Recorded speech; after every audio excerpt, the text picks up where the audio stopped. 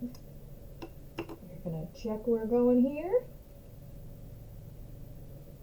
We are almost live. Hello, sorry about that. We're here. We made it. Yes. Sorry, I was doing editing. Okay. It's all right. We're here. We've made it. Hello. Hello. People do not Hello. really say woot anymore, but you know what? Live your best life. Absolutely. I've never used slang in any way except ironically anyway, so we're good. You're great. Oh my gosh. All right. Hello, everyone. Hello. Sorry we're like 30 seconds late, but we're going to have some people hopefully hopping in soon. We will go over who we have today with us right now, but I've been doing interviews today. My brain's tired. We are Black Market Voices. We are doing live reads of fics that came out of the Malevolent Madness Mixup event. It was a approximately 2-month event where writers and artists were given a trope and AU randomized together and had to create works based on that. So now we are joyfully reading some of these aloud this week, and then next week we will be doing reviews with excerpts for the ones that were a little bit overachievers. It's a little bit. Some of us, most of us here were the overachievers, so that's all right. That includes you. It does include me. I didn't say it. So, let's see who we have here today with us right now. I am Van Person. I am generally speaking the director for the Surrogate Podfic, and woo, which is gonna be on track. We are going to be releasing the next part at the end of the month. We wanted to leave some space for these live streams, so we didn't burn ourselves out, which some of us are very Absolutely. Who else we got? Oh, I sound quiet. Okay, hold on here. Is that better? Is that an improvement? I think so. I mean, I heard you pretty clearly earlier. And you sound fine here. Alright, I'm checking the volume over here. Should be noisy. I can also talk louder. Yeah, I'll talk louder. Alright, who else we got here today? Well, we got my cat, for example. We got Damon. And he's yelling at me. Hello, baby. You poor little brat. I'm Flamia, and I am also working on Surrogate and Black Market Voices as the sound and video editor and social media manager. And as I said, currently we're working on our biggest and pretty much only project, Surrogate, the Director's Cut. And we're planning on expanding, but right now we're only expanding in terms of platforms. I just snatched us and yes, Damon, exactly. I just snatched us a couple more platforms, specifically Acast and also, yep. And I'm gonna leave a word to the next one before I start rambling. All right, and who else we got here? I am Trin, and I write stuff, and I'm one of those naughty people who wrote too much, but here I am anyway. And last but not least. And hello, I am Izzy. I am here also. Hello. Though sometimes I still wonder how I managed to get in here with all these cool people. Because you're doing a cool person too. Cool things. Izzy is one of our reoccurring characters in Surrogate, so you might recognize a voice eventually. It's not reoccurring yet. It will reoccur. It's gonna be a bit, but eventually. And in the meantime, we also have... Sorry, go ahead. One-off voices here and there along the way. Yeah, exactly. We got a lot of minor roles, so you can slip in here and there as well. Yes. Anyway, we are not going to waste a ton of time because we have 2 fics tonight that we need to read. I have done a little bit of quick math, and I'm hoping about an hour for each of these. They both average about. Am I right? Am I right looking at this right here? 6 to 8,000 words. So we should be able to get through with decent time and be able to talk about them and show off all the beautiful art that we have. Today we have toe tags and second chances, which is from our lovely Kylesthetics. And I don't know how to say Jasper's entire username. Captain Cravata Capricious. Perfect. There we go. Thank you so much. So that No is problem. the first one we're going to read. I will let you all know the trope and the AU. The AU is ghost, and the trope is distressed dude. So those work really well together. Ooh. Yes, they do. We got some really anxious ghosts in the house. Anxious ghost. And the second fic we'll be doing on the second half of the night, and hopefully at that time we'll have a couple more people. Am I really? That doesn't make any sense. That's funny because it's not quiet here. It's weird. Let me hear it. Let me double check the audio on the stream. No, I'm the Yeah. same as I have been. Yeah, Maybe Twitch is being weird. I don't know. yeah, probably because I just turned on the Twitch stream, and yes, you sound really muffled, like you're speaking from another room. Oh, that's Weird. It's gotta be Twitch. Oh my That's God. weird. I know what it is. Can you hear me now? Hello? I know what it is. For some reason, it didn't decide to go through my headset. It was going through my computer itself. Okay. There you go. Now we hear you. Why did it Interesting. do that? All right, I don't know. All right. Twitch Studio is a great program, everybody. It's so good. Technology is Technology. amazing. Flawless. Absolutely flawless. Yes, so the second fic we will be doing today, I won't go too deeply into it. It is called The Cost of Indomitability. It was my pinch hitter fic, and my artist was the wonderful Marimo, which I think everyone pretty much knows them. Yeah. Unfortunately, they cannot make it to the stream tonight, but I will be showing off the art with great joy. So we'll get more into that one when we get to it. But for now, let us jump right into the story. Is everyone down for that? Yes. All right. So today I have been told that we have only a few voices, so we should be able to spread it out. We have, of course, a narrator. We have Parker, John, Arthur, and 5 different brief OCs that pop in and out. So anyone can just grab one of those in the moment and just do a voice. Doesn't matter. But the other 4 we should probably partition out between all of us. So, Okay. All right. does anyone have anything they want to do in particular? I guess I can grab John. Okay. I'd like to have a go at narration for one of these. Hell I haven't done that yet for these streams yet. Hell yeah. Awesome. All right, Trin. I'll take whatever's left. I don't care. I don't know. I don't know how to do a British accent, but I could try to do Arthur. Okay. Oh, it's fine. I have voiced Arthur in one of the past fics, and I didn't even try to do the accent either. It's about the wet cat flavoring, really. So I think we could get it. Yeah. Right, then I guess that Absolutely. leaves me with Paka. So, all right. Here we are. Paka. Paka. All right, I am going to change us over to our live read page. Ta-da! Here we are. Hey. We're not going to read any of that stuff at the beginning. We're not reading the summary. We are going to this totally blind, but we jump straight into art, which is fantastic. Yeah. So we're just going to look Where at is- this first.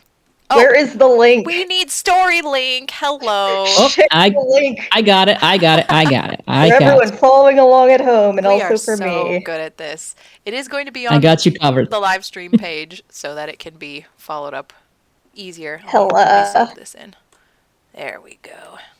Perfect. I got you covered even with one hand because the other is being held hostage by my cat. Fantastic. All right, we're going to look at this art. Actually, I need to zoom it back out because we can't see the whole thing.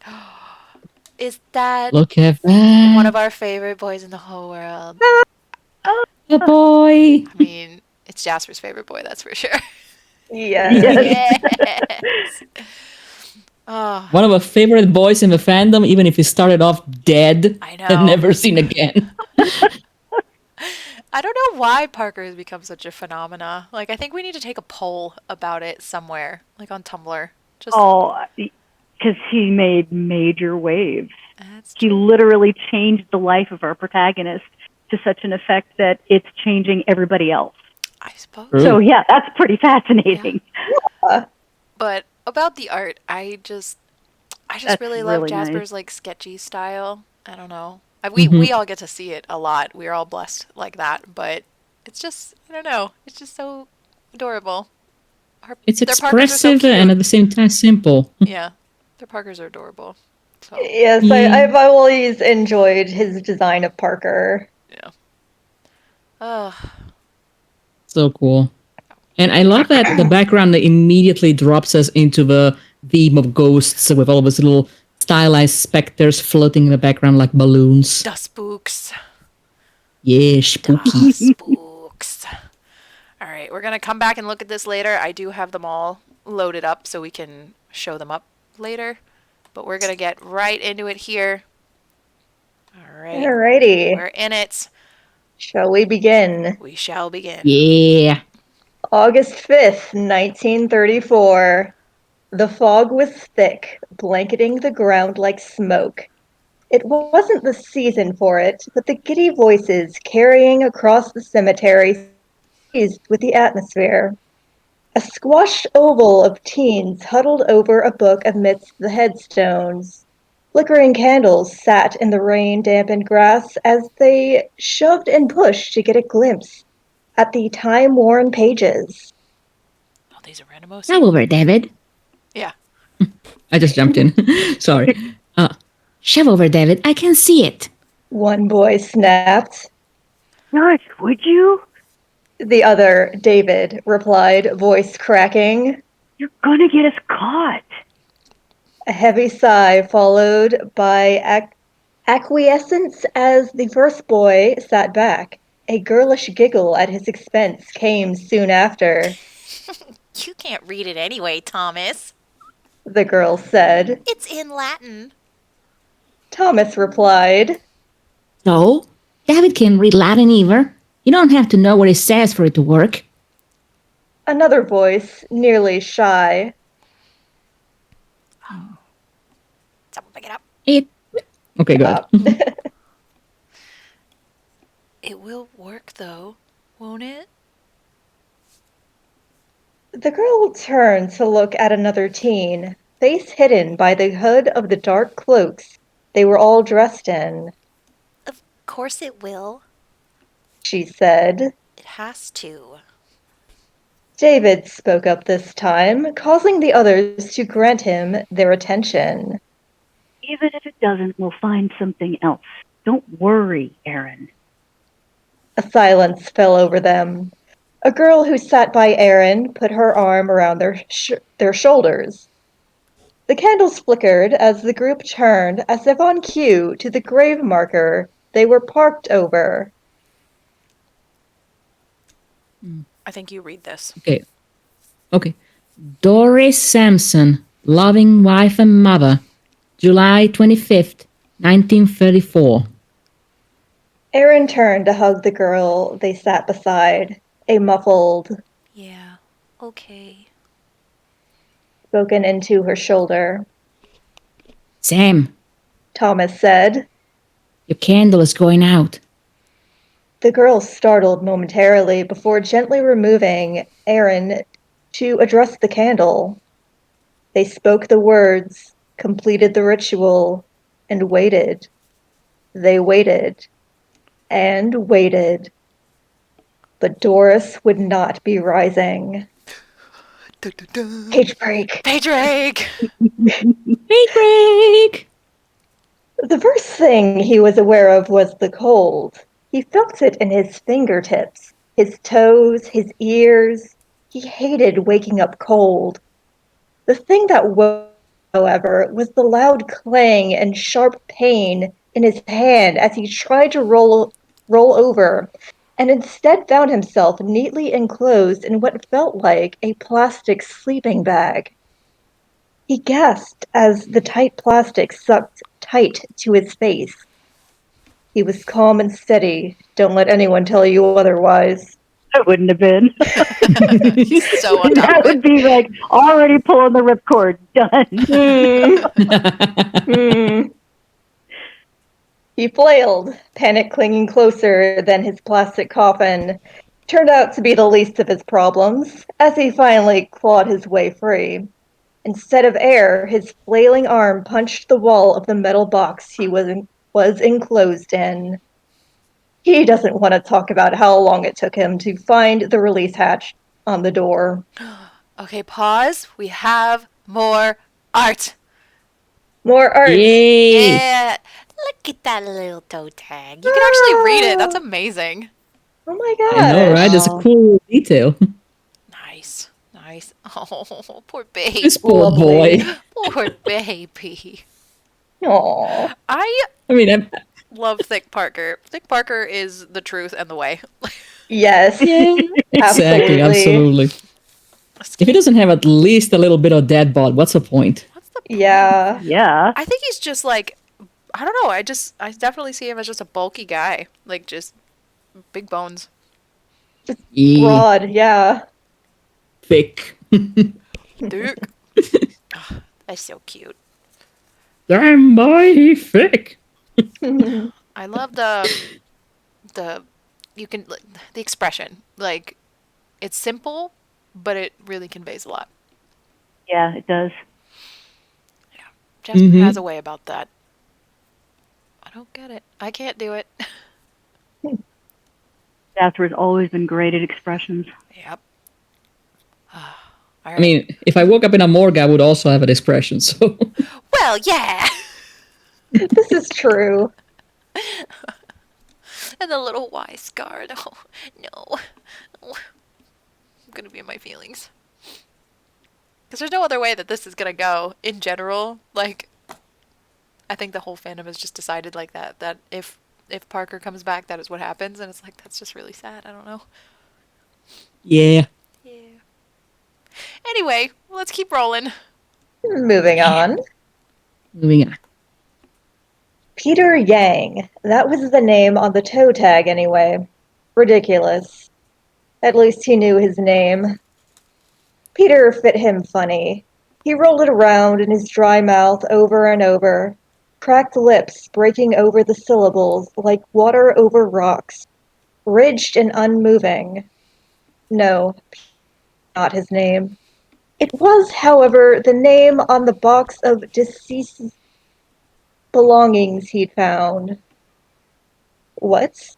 Was he supposed to wear the well-fitting shoes just because the name tasted like ashes? It wasn't like he'd had any dough to his name, let alone a bakery. Nah, he would be keeping these items.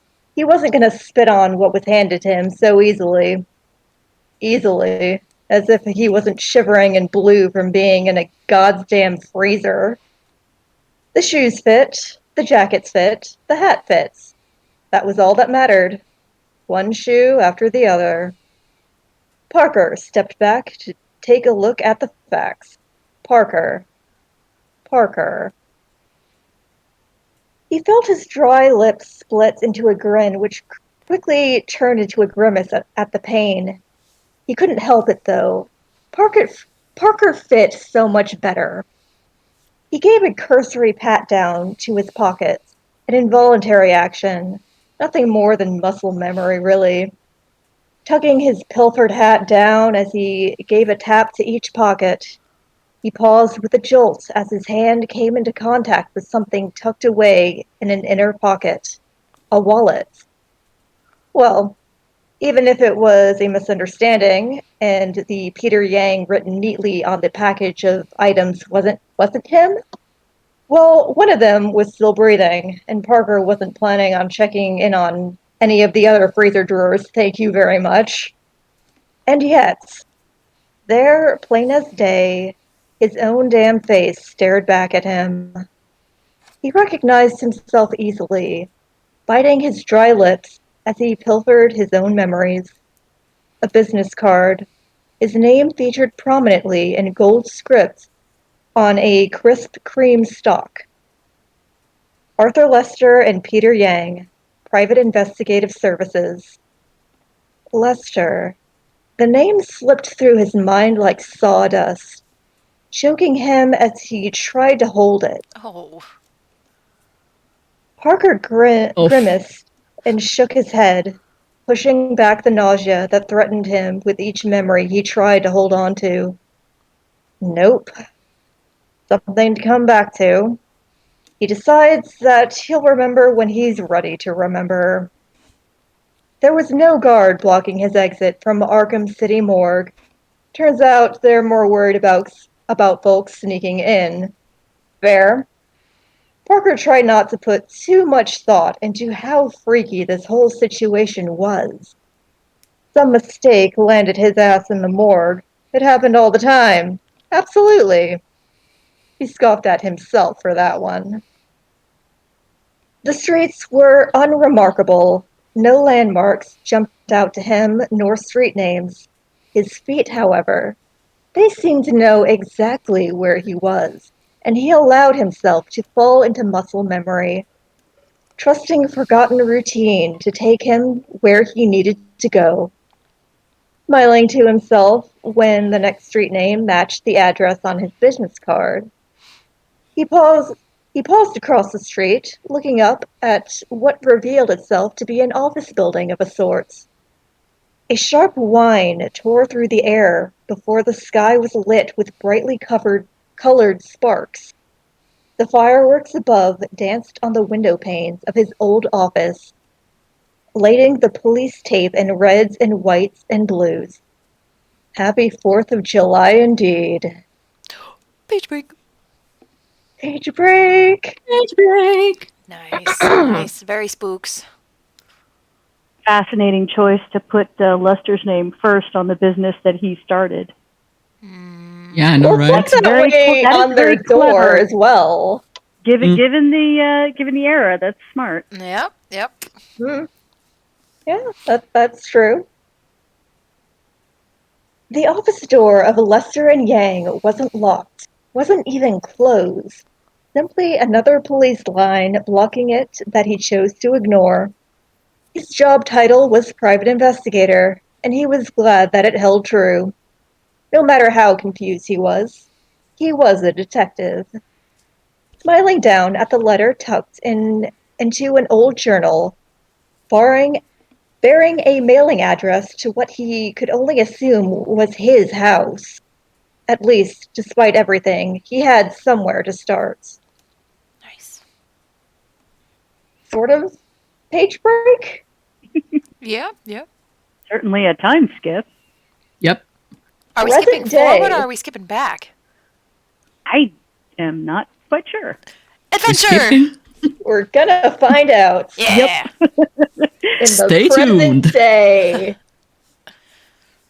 There was a call to the landline, a frankly unnecessary bit of technology that came with a price, but Arthur had to admit that it paid for itself in a matter of only a few cases.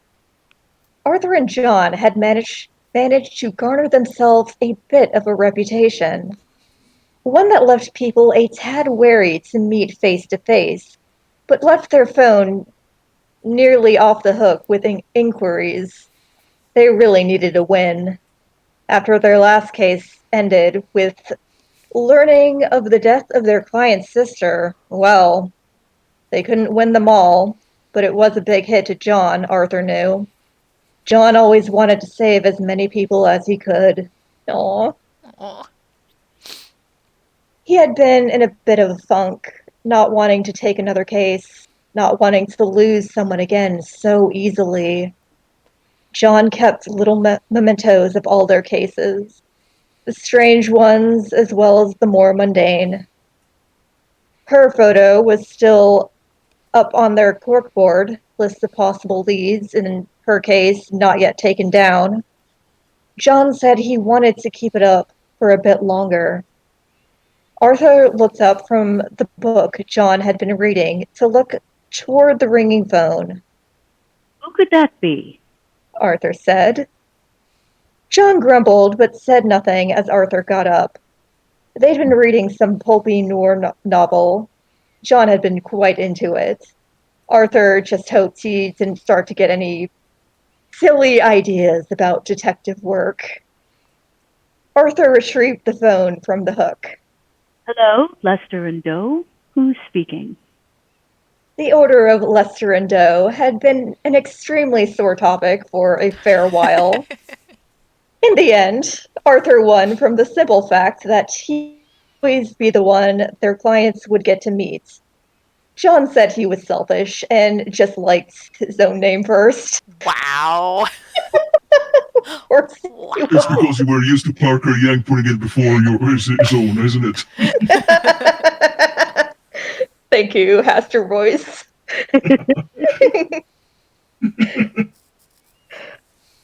Ignored this. I think it's a random voice. Mr. Lester, yeah? I got a case I think might be more up your alley than mine. The voice on the other end of the line was a fellow investigator. This was another thing their reputation was good for. Cases a little too strange for other investigators immediately brought Lester and Doe to mind. And a weird one it was. Not unusual for Arthur and John, however. John hummed in his mind, as if in reply to the fellow detective's words. In fact, this seemed positively simple compared to the trials they'd been through in the past. Arthur asked into the phone. Yeah, investigating bumps in the night ain't really my style. But when the guy came to me, he said he'd called a couple other agencies before me, working his way all alphabetical-like through the phone book. Arthur made a short noise of annoyance in response to John's. And gone. He's got someone breaking in. No, never mind. Sorry, I lost it. Where is it? If we had started See, with Arthur? Doe. Yeah. That's it. I'm sorry, my bad. No worries. See, Arthur? If we had started with Doe, we would have been called already. Oh my gosh. Well then, what did he tell you? This guy doesn't think it's a ghost, see? This grabbed Arthur's attention. Oh? What makes you think otherwise? He's got someone breaking in. He said, I think it's the same. Oh yeah. Yeah, go. Told me someone was breaking in and moving stuff around. Not stealing, just moving. Which I'm sure you can agree with is weird, Mr. Lester. Arthur hummed in agreement. But seeing as how you're calling me. Exactly. Ain't no one breaking in and moving stuff over there. What else can you tell us? A resigned sigh. I can't really explain what I saw. I got no answers. Just trust this is your gig. You having fun reading yourself? Yeah, I was going to say, this might not have been thought out very well. Oh my god, but that's so okay. funny. You know, sometimes it happens with blind reads. You don't know what you're going to end up with. This is great. I love this. Arthur knew their reputation wasn't all positives. It's easy making friends when you were best known for taking weird cases. But, well, work was work, and deciding to move back to Arkham, what else were they expecting to do? A full year of this work allowed them to open up their own office after all, even if it was back in Arkham. Replying positively, Arthur reached to the table they kept by the phone, allowing John to write down the address that the detective gave them. A quick goodbye before hanging the phone back up onto the receiver. A ghost? John exclaimed. Do you think it will be anything like a wraith? Arthur hummed to himself. Well, He started. I wouldn't be surprised if it turned out to be nothing at all. What do you mean? Moving away from their telephone to return to their seats at the couch, Arthur replied, Ghosts are usually just figments of mind playing tricks. This might just be our easiest case yet. You think it's not real? We've seen many, many things for you to be this naive, Arthur. Arthur. Orpher. Arthur. Seal John. Sorry. John said with an echoing scoff. Especially if a client themselves thinks it's something mundane. This isn't gods and monsters or even cults this time, John. He started, then yielding. But I accept that we should be careful. You never know after all. John rumbled an approving noise into his mind. Mm-hmm. Now, Arthur allowed John to grab the notebook on the table. let's go over what we've learned. You forgot to get the client's name, Arthur. Oh, God damn it. Great job. He's so smart. How long First investigators this side of Arkham. Professional. Page break. Page break. Break. I have concerns. We all do. I'm so concerned right now. Okay. Parker shook his head, wincing as he rubbed the sore spot from where the cabinet hit it. You'll notice how he said the cabinet hit it rather than the more obvious he hit it on the cabinet. This isn't simply because it's true. He did not hit the cabinet, no. The cabinet attacked him. About a month after getting his life back, he started noticing some oddities in his day-to-day life. Things being moved, missing only to be found again later. Latin phrases written in blood on his mirror. You know, oddities. Casual. Casual. Oh, yeah. Blood words on the surface that reflect your face. Okay. Nothing important. Yeah, you know how it goes. We've all been there. Yeah. Stuff. But lately, it had been happening with more and more frequency. The minor annoyance of being unsure if he'd been the one to leave a door open, or a light on, or a chair pulled out, quickly devolved into his current predicament, swearing at the empty kitchen. That's me. That's what I do. If I think there's a ghost, I just cuss at it until it goes away. Relatable. Pretty solid strategy, if you ask me. It is. Relatable Parker. New meme dropped. Alright.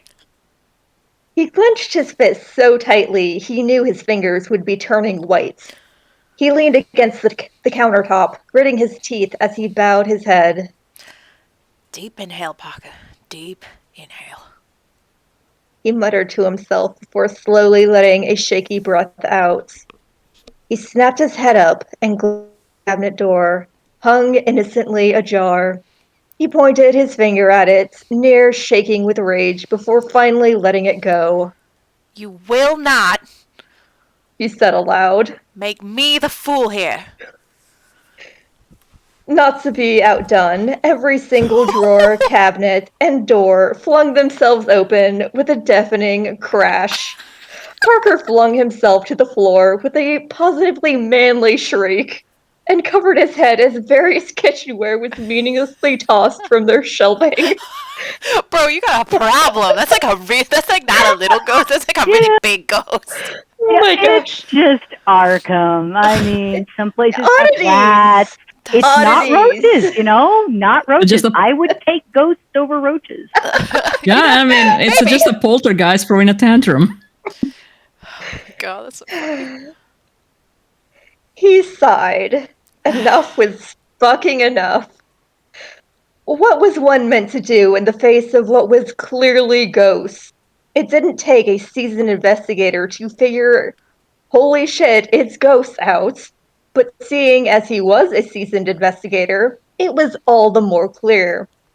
Under his breath, he slowly chanted, Priest, priest, priest, priest. as if it would summon one. like Bloody Mary, huh? He had called enough outside investigators at this point that if it had been just someone fucking with him, it would have been obvious at this point. Adorned in socks, he paced the hardwood flooring of his home office, a habit he found to help when he was stuck in the details. Come on, Parker. You're smarter than a few stupid ghosts. There wasn't exactly anyone he could press for information. He had only himself for this one. He was sure he must have had contacts back in the before times, as he called them. The before times. But the before times were the before times for a reason, and growing up in Arkham taught him to not ignore obvious signs. Some things are better left in the ground. He stood stock still, hand on his chin. All right, from the top then. If this had something to do with his missing memories, it might need to be looked into. That was the absolute last thing he was interested in doing, no doubt about it. But if this was weird cult bullshit, he would not be no damsel in distress here. He would damn well suss his own problems out. Double negative means he is the damsel in distress. Oh no! Distress, dude! It's the trope! Alright.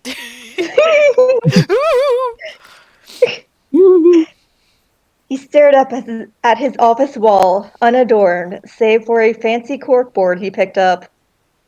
Stick pins help up his key findings, strung together with string. Normal behavior, he was sure.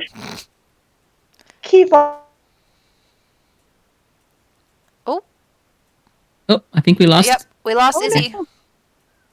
Izzy! We can't hear you. Come Oh, back. no. Disappeared like a ghost. Like Oh, a ghost. son. Oh my gosh. Alright, can someone check the Discord? I cannot do it. Is he still there? But Probably they're having a spot of like internet. She's been having stuff like that. Alright, we'll give it a second. Someone might want to send a message and say, like, we can't hear you. Yeah. One moment, please. Insert awkward elevator music. There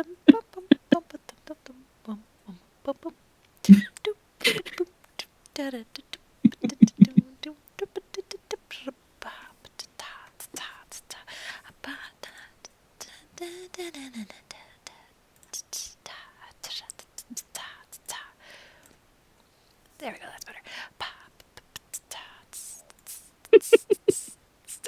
I could do that all day. I'm sure you do. I can. I'm going to put us on the Be Right Back page for a second so I can go look at what's going on. Yeah. Gosh, I reset my internet, I swear. There you are. Hello, welcome back. You're here. All right. So sorry about that, folks. Where did we leave off? We left off at key findings. Oh my gosh.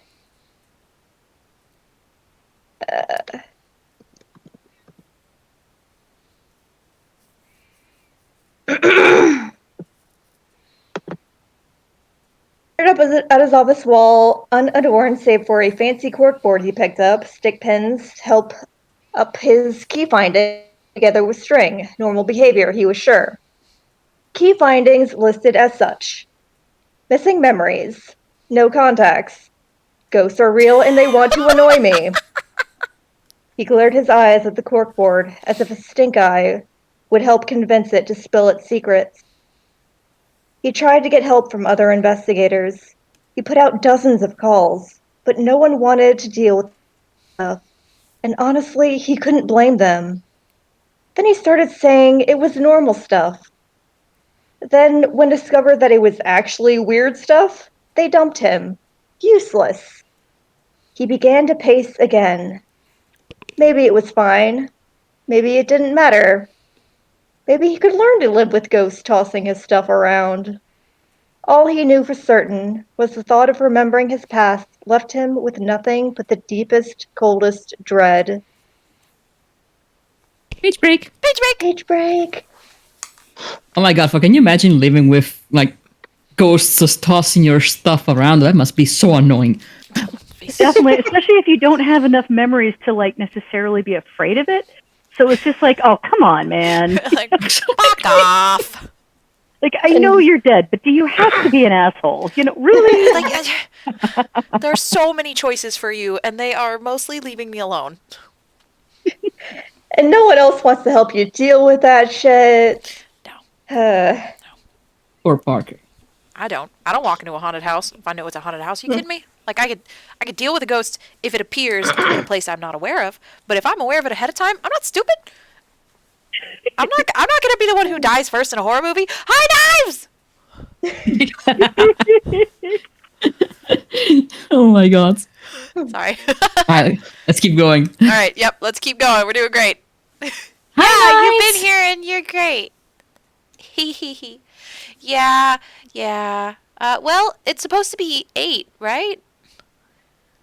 Yep, I think Charlie's so. getting done, so maybe he'll make it for the next one. No, what do you mean no? Yeah. That Aw, sucks. shucks. Why are you hurting my feelings? Why would you bring me this news I don't want to hear? Okay, you know, I don't. Oh. Figure Anna, like, kneeling on the beach, like, no! I am. I'm just tragically. Wait, no, hold on. No, yesterday Charlie said I'm done with work at 8 o'clock, so I can attend some of the live read. I really wanted to catch at least some of Kyla and your fics, so. Fingers crossed. No, he told us. Yeah. Yeah, I think so. Yeah. Oh, okay. There was just a spot of miscommunication here, folks. Oh my god, I hate time zones. This is bullshit. Time is made up anyway. Briefly Exactly. in Arizona, where they got rid of, like, daylight savings time, we got used to that. Super fast. Dreams and desires. It's I know, amazing. right? Oh my gosh. Absolutely amazing. All right, let's get back keep on going. track here. We had a page break, and now we have something fresh. The house they pulled up to was idyllic in a way that left nothing but a thick, sour bile on the back of Arthur's tongue. John described it as a picture-perfect neighborhood, white picket fences, and perfectly manicured flower beds. John described the Prince's empty driveway lined with dots of blue and purple flowers, and a bright green lawn which laid just beyond. He'd pull into the empty driveway of the house and cut the engine at John's behest. Uncanny was not how John did it, but it was exactly how it came across to Arthur. But there was no life, John had said, something that Arthur had been quick to notice as well. Not a bird call, nor friendly chattering amongst neighbors. Not a single laugh of children playing. And on such a lovely day, there should have been, John said. It feels as though we've walked onto the stage of a theater. How so? Arthur replied. A hum from John. It feels like set dressing, hollow, a show without actors. Arthur swallowed, already regretting having left the car. He wanted to turn around and get right back inside. Instead, he straightened his back and followed John's directions to the front door. Page break. Wait. A knock. Oh, the lonelies enter the chat. Jesus Christ. All right. Yeah. Oh. Yeah. A little bit. Yeah. Hmm. Wait, wasn't this a spiral thing though? I mean, could be either. Yeah, I was saying like has that one happened yet for you? I don't know. Anyway. A knock at the door was expected. His most recent detective called him to dump him yesterday. But don't you worry, Mr. Parker, I got the best spooks detective on the case for you. Yeah, that wasn't comforting at all. He sighed, then made his way to the door, opening it to reveal a rather unassuming man. Thin, Tall, thin, haunted, wearing gloves despite the summer heat, and not quite looking him in the eye. Hello. The man started. I'm terribly sorry I failed to get my client's name. I'm a private investigator looking to assist in an unusual case. Parker swallowed hard, opening his mouth and near gaping. The man had a gentle smile. Oh. Is this the correct address? Parker said smartly. He didn't feel his eyes close, yet only the dark greeted him. A way to fight the gentle nausea sweeping over him. Arthur looked so different. He hadn't recognized him, not until that stupid posh boy accent came out of his mouth. Arthur looked haunted, almost more haunted than himself. Yeah. He finally said. This is the right address. Come on in. I don't know what happened. Parker stepped aside, socked feet sliding on the floor as he held his arm out in an after you motion. He was pretty sure Arthur couldn't see. Arthur seemed pale before stepping through the doorway, a new hesitance in his movements. He said, Sorry, I hadn't gotten your name. Parker. It's, Parker. If possible, the man seemed to pale even more. He squeaked out, Parker? head beginning to pound, an after effect of every single time he tried to pull out on his old memories. Parker decided to just let it go. You've failed to give me a name, English. Arthur. I'm Arthur. Parker nodded and closed the door behind Arthur, preparing for a long, long day.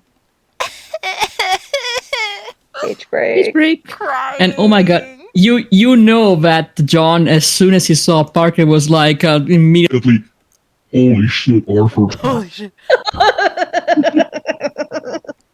And that's why he paled right before entering when he was like, "Oh yeah, sure. Oh wait a moment, because somebody was screaming inside his head." Are they both just pretending everything is fine? Jesus Christ. Okay, yep. This is 30s men behavior. Continue. Parker spent the rest of the afternoon dragging Arthur around the house, showing off the areas things got weirdest. Arthur said, I was under the impression you thought this was a run-of-the-mill break-in? he was visibly getting more comfortable being in investigation mode. Parker waved him off. That was just to stop scaring people away. Arthur let out a light chuckle. I see. Now that you know the weird investigator is here. You got me. Parker cut him off. You get to hear all the weird stuff now. Arthur laughed, and Parker followed suit, finding laughter easily in Arthur's company. He opened his mouth, trying to form the words to ask if he knew him, if he knew what happened to him. A sharp pain behind his eye made him grimace and rethink it. If Arthur wasn't going to mention it, he wasn't going to. Not to get repetitive, but 1930s men behavior. Yeah. This is so sad. Just repress all of your feelings. Conceal, don't feel. Conceal, don't feel. Oh god.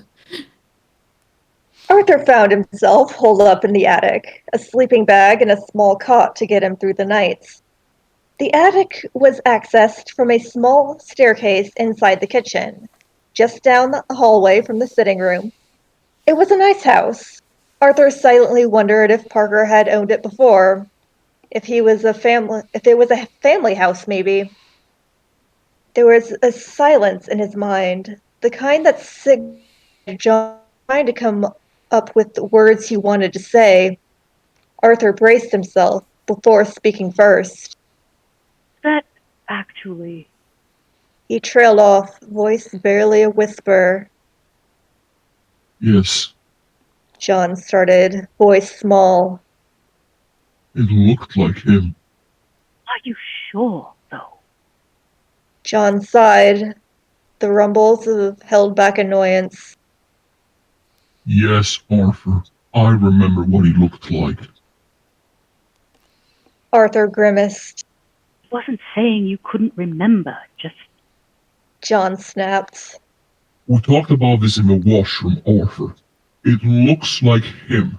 You said it sounded like him. Arthur threw his hat to the cot. Just... How? Why? Doesn't make any goddamn sense, John. He called me English, that stupid nickname. Well, we did come here to find a ghost, didn't we? No. His voice was matter-of-fact. He found himself stunned silent before humming in response. John, are you suggesting that Parker is a ghost? No, I meant more. No. Arthur cut in. No. I think maybe you might be onto something. Oh? Ghosts are all about unfinished business and such, correct? Yes, the brave wanted the child. Well, maybe Parker needs something too to move on. We assume it is Parker. Then we also need to assume he's a ghost. Swallowing heavily, Arthur took a moment to reply. I have a hard time believing it's truly him. He pushed as much determination into his voice as he could. But you were right earlier, John. We've dealt with far weirder things. John agreed with a contented rumble. Hmm. Arthur said, changing the subject. Now we wait for ghosts, I suppose. John chuckled in reply, filling Arthur with warmth. His smile soft on his face before fading out. Is it... Oh, sorry. Is it bad? He started. Bad that I hope it's him? No, John trailed off. I would like the chance to apologize as well. He seems nice. Arthur fiddled with the hem of the glove on John's hand. He does, doesn't he? He allowed John to twist his hand and pull their gloves off. It would be nice to have a second chance, I mean. Voice warm, John said.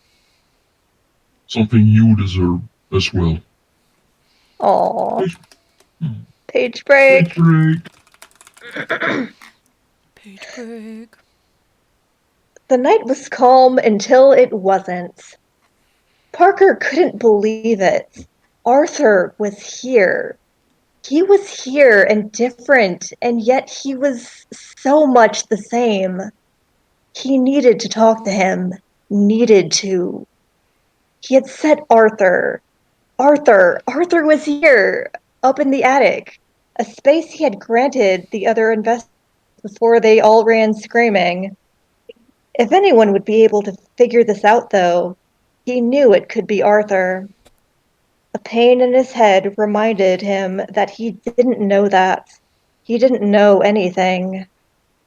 Sitting on his bed, head held in his hands, he could do nothing but laugh. Head pounding, he did his best to let go. The more he pushed to remember, the worse his head would hurt. Letting it go was for the best. Hopefully, Arthur would stay in his life after this, even if Arthur seemed different. To be fair, he felt different as well. Changed. Startling at footsteps outside his door, he worked to pull himself together. What's up, English? Need something? He called out. Arthur paused outside his door, but made no effort to speak to him. Parker ruffled his hair and stood, sighing softly before pulling a brave face and walking to the door. See a ghost already? He joked, pulling the door open. Outside was no one.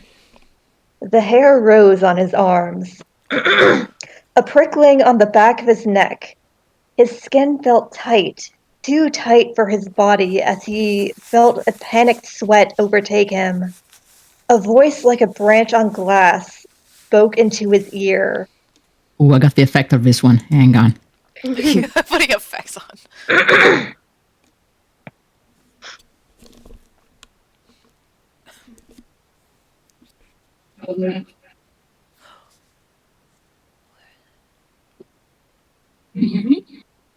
Oh, you sound really far away. Hang on a second. Let me try again. Yeah, I guess that one made me sound really far away. Let me try again. Sorry about that.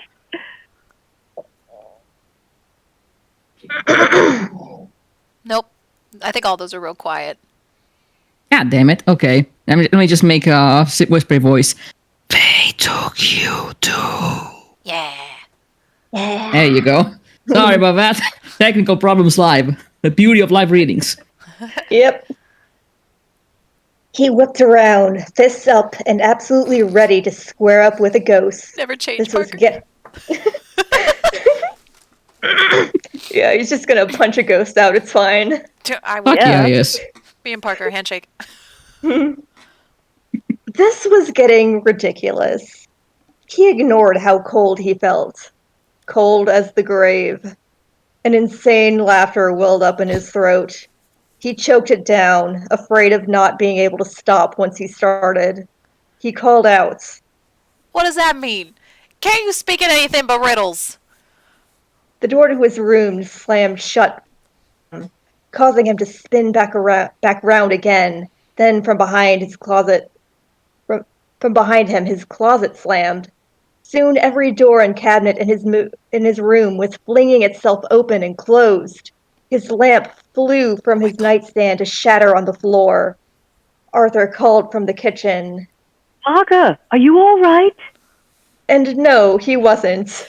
Yeah, Peachy! He sounded hysterical. Tokyo. A voice he heard clear as day despite the noise around him. No one took me anywhere, pal. He replied, gripping his bedroom doorknob with all his strength, falling through it and onto the floor once he was able to hold it open long enough to avoid getting smacked in the face. But you had a body. Yikes. From the hall, he rolled onto his back. Sound of the madness inside his room ending instantaneously. He stared up at the ceiling, contemplating just lying there until he died. Again. Then he heard the steps he mistook for Arthur originally, heading towards the kitchen, and from there, the attic. Scrambling to his feet, he couldn't explain the panic he felt. He didn't want to scare away. Not before he knew for certain he was the man he'd known. Not until he knew for certain what happened in his past. Not at all. Parker watched the hall, watched as a woman of smoke and mist and fog formed, watched as she stepped closer and closer to the kitchen, looking at Arthur, who seemed to be staring in horror at the woman making her way towards him. Dun dun dun! Page break. Page break. But spooky. Page break. Spooky page break. Page break, but spooky. Oh, time to put back my Arthur voice. Not Arthur, my John voice. Sorry. Arthur, the woman in the kitchen. It's the woman from our last case. What? The sister, Arthur. The sister we couldn't save. He had a sort of horrified awe coloring his words. Parker stands in the hallway across from us. I can see him through the woman. Arthur swallowed, feeling his heart pound. Who Yes, Arthur. Her body is translucent, like light through glass. Her body reflects the hallway behind her. Parker stands there, horrified. But he isn't looking at her. Arthur's palm was sweating, nostrils flaring. He stood stock still. What? He whispered. What do we do? Should we try to get to him? Parker called to him. Hey, English, not gonna run? What does he mean? Arthur was aware of more than his own fear. With startling clarity, he understood. Parker thought he would run away and pawn him off on some new investigator as well. Parker continued. This is what keeps happening. These spirits, they sometimes act up, act mad. I just want to help them figure out why they keep coming to me. Making his mind up, Arthur stood firm. A quick question to John. Woman, the ghost. What is she doing? Nothing. She's just floating, dazed, as if she doesn't know where she is. I want to help her, Arthur. How can we help her? Parker, I won't run. We will figure this out. His voice only shook a little. Parker said, He's gaping at us, as if shocked, as if he doesn't believe us. Tell him, Arthur. We will help you, Parker. I promise. though Arthur is still speaking in third person, not in Yeah. plural. Oops. We. Oops. We will help you, Parker. Me and the voice in my head. I'm normal. That you don't know about. Everybody's normal here, man.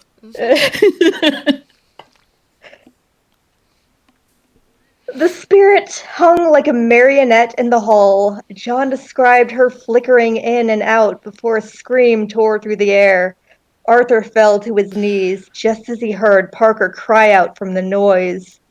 Ears ringing, Arthur clung to the side of his own head, John helping him block his ears.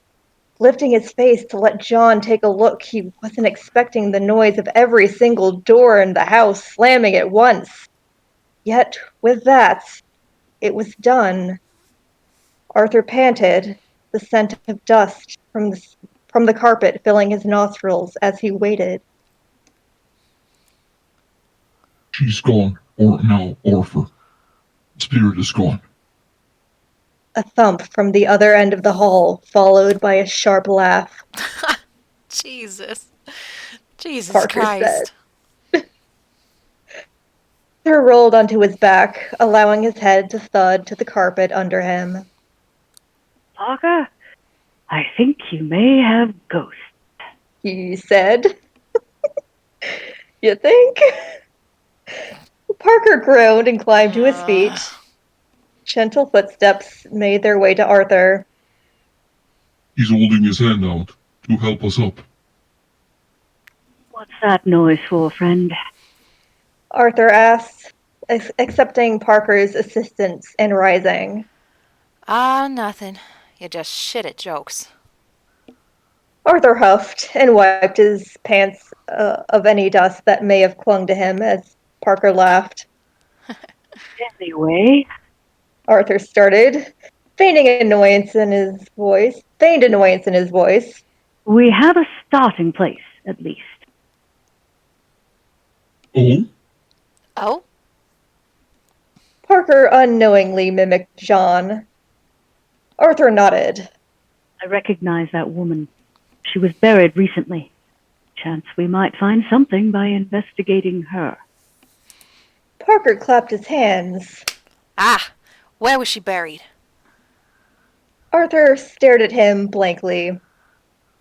Oh, Parker exclaimed. and what about the others? There's a bunch of them. Oh boy. He's like, ooh, goody goody.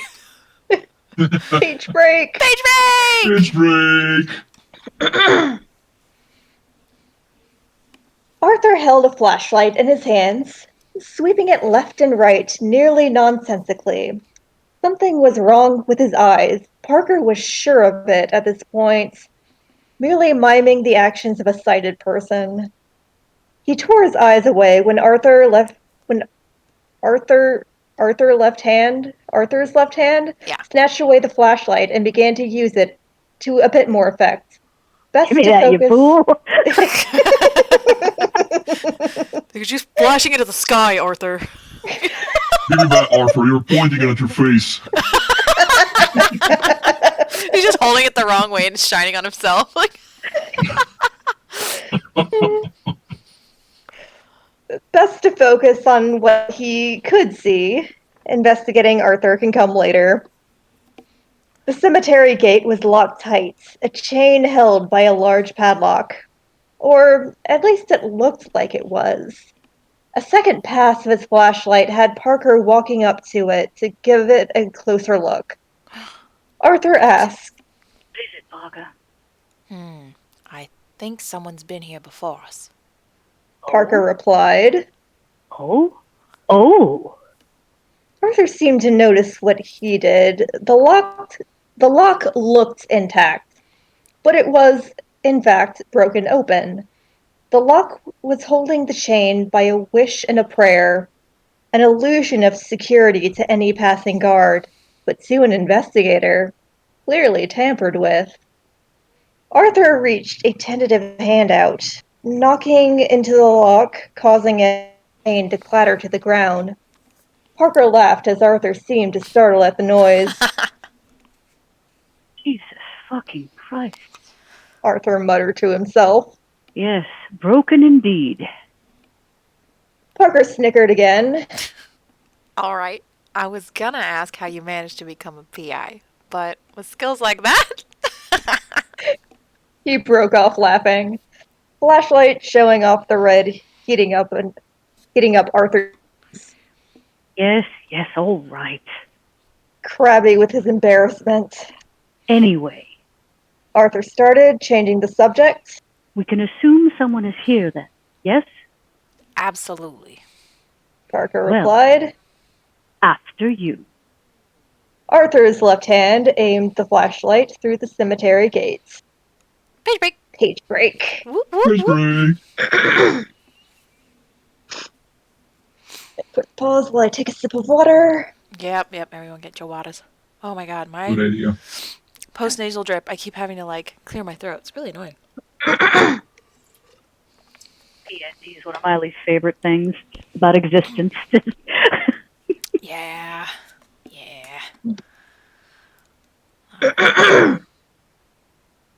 It was a nice evening for grave robbing. If one was a grave robber anyway. Parker wasn't. But if he was, he would agree that the warm, late summer evening was a good time to do so. Perfectly normal thought to have, I'm sure. Yeah, totally. So normal. A little over a year since he came back, living off his savings and in his family home. They Took You Too played in his head. Thinking back on how he woke up caused him to grimace. He had been in the morgue. He wasn't dead. He wasn't dead.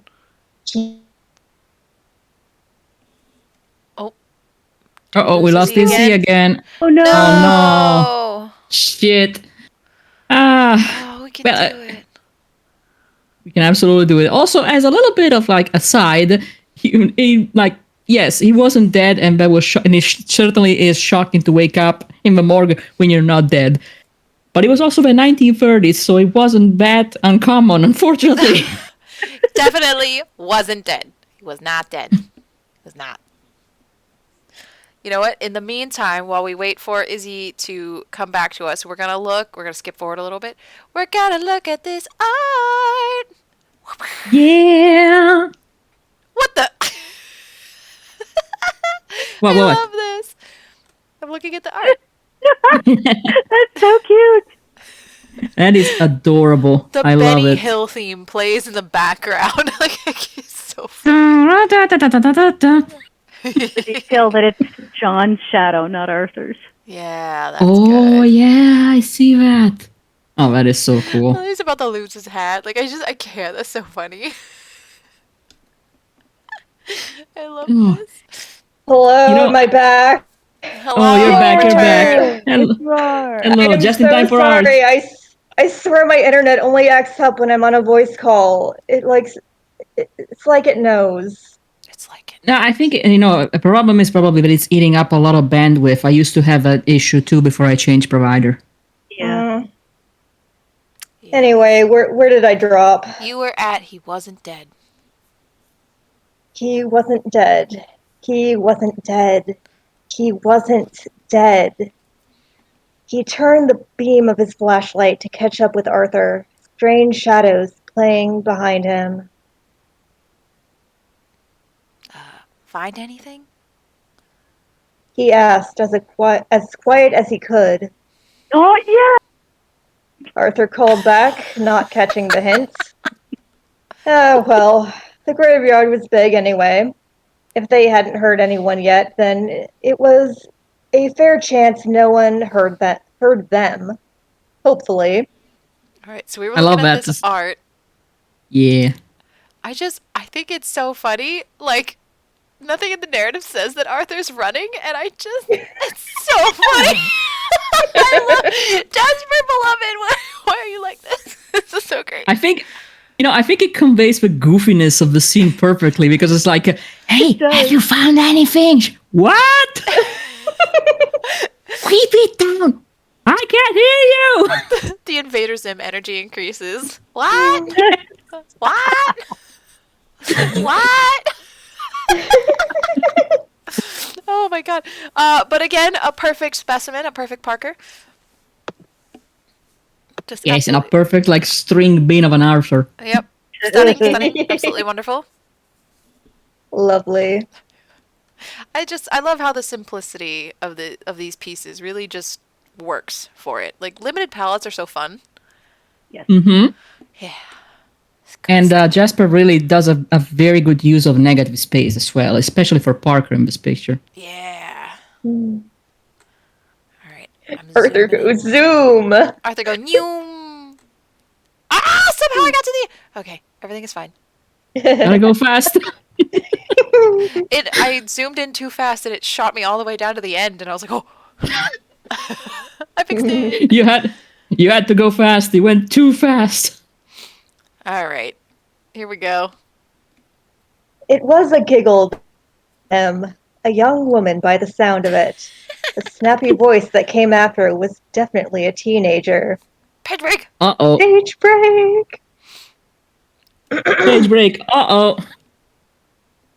Kids. They were kids. Arthur couldn't believe it. Not some cold nature. Kids in dark robes, extremely chastised, sitting around a gravestone with candles and ancient books. John sounded just as put out as the kids did. So, back to square one then. Arthur wasn't done, though. That's Arthur. Oh, yeah. Of all the stupid things, do you even know what you're messing with? These kinds of creatures won't just let you walk away from this. These kinds of things come with a cost. John chanced a glance over to Parker, who looked ashen and afraid. It put John on instant alert. Arthur? John cut in, louder when Arthur continued to ignore him. Arthur? What? Arthur snapped at him, causing one of the cloaked teenagers to jump. Something is wrong with Parker. Arthur snapped, his head towards Parker, his words falling silent. Parker. He asked. Parker kept still, his eyes on the teens before addressing them. What were you doing? His tone left no room to ignore him.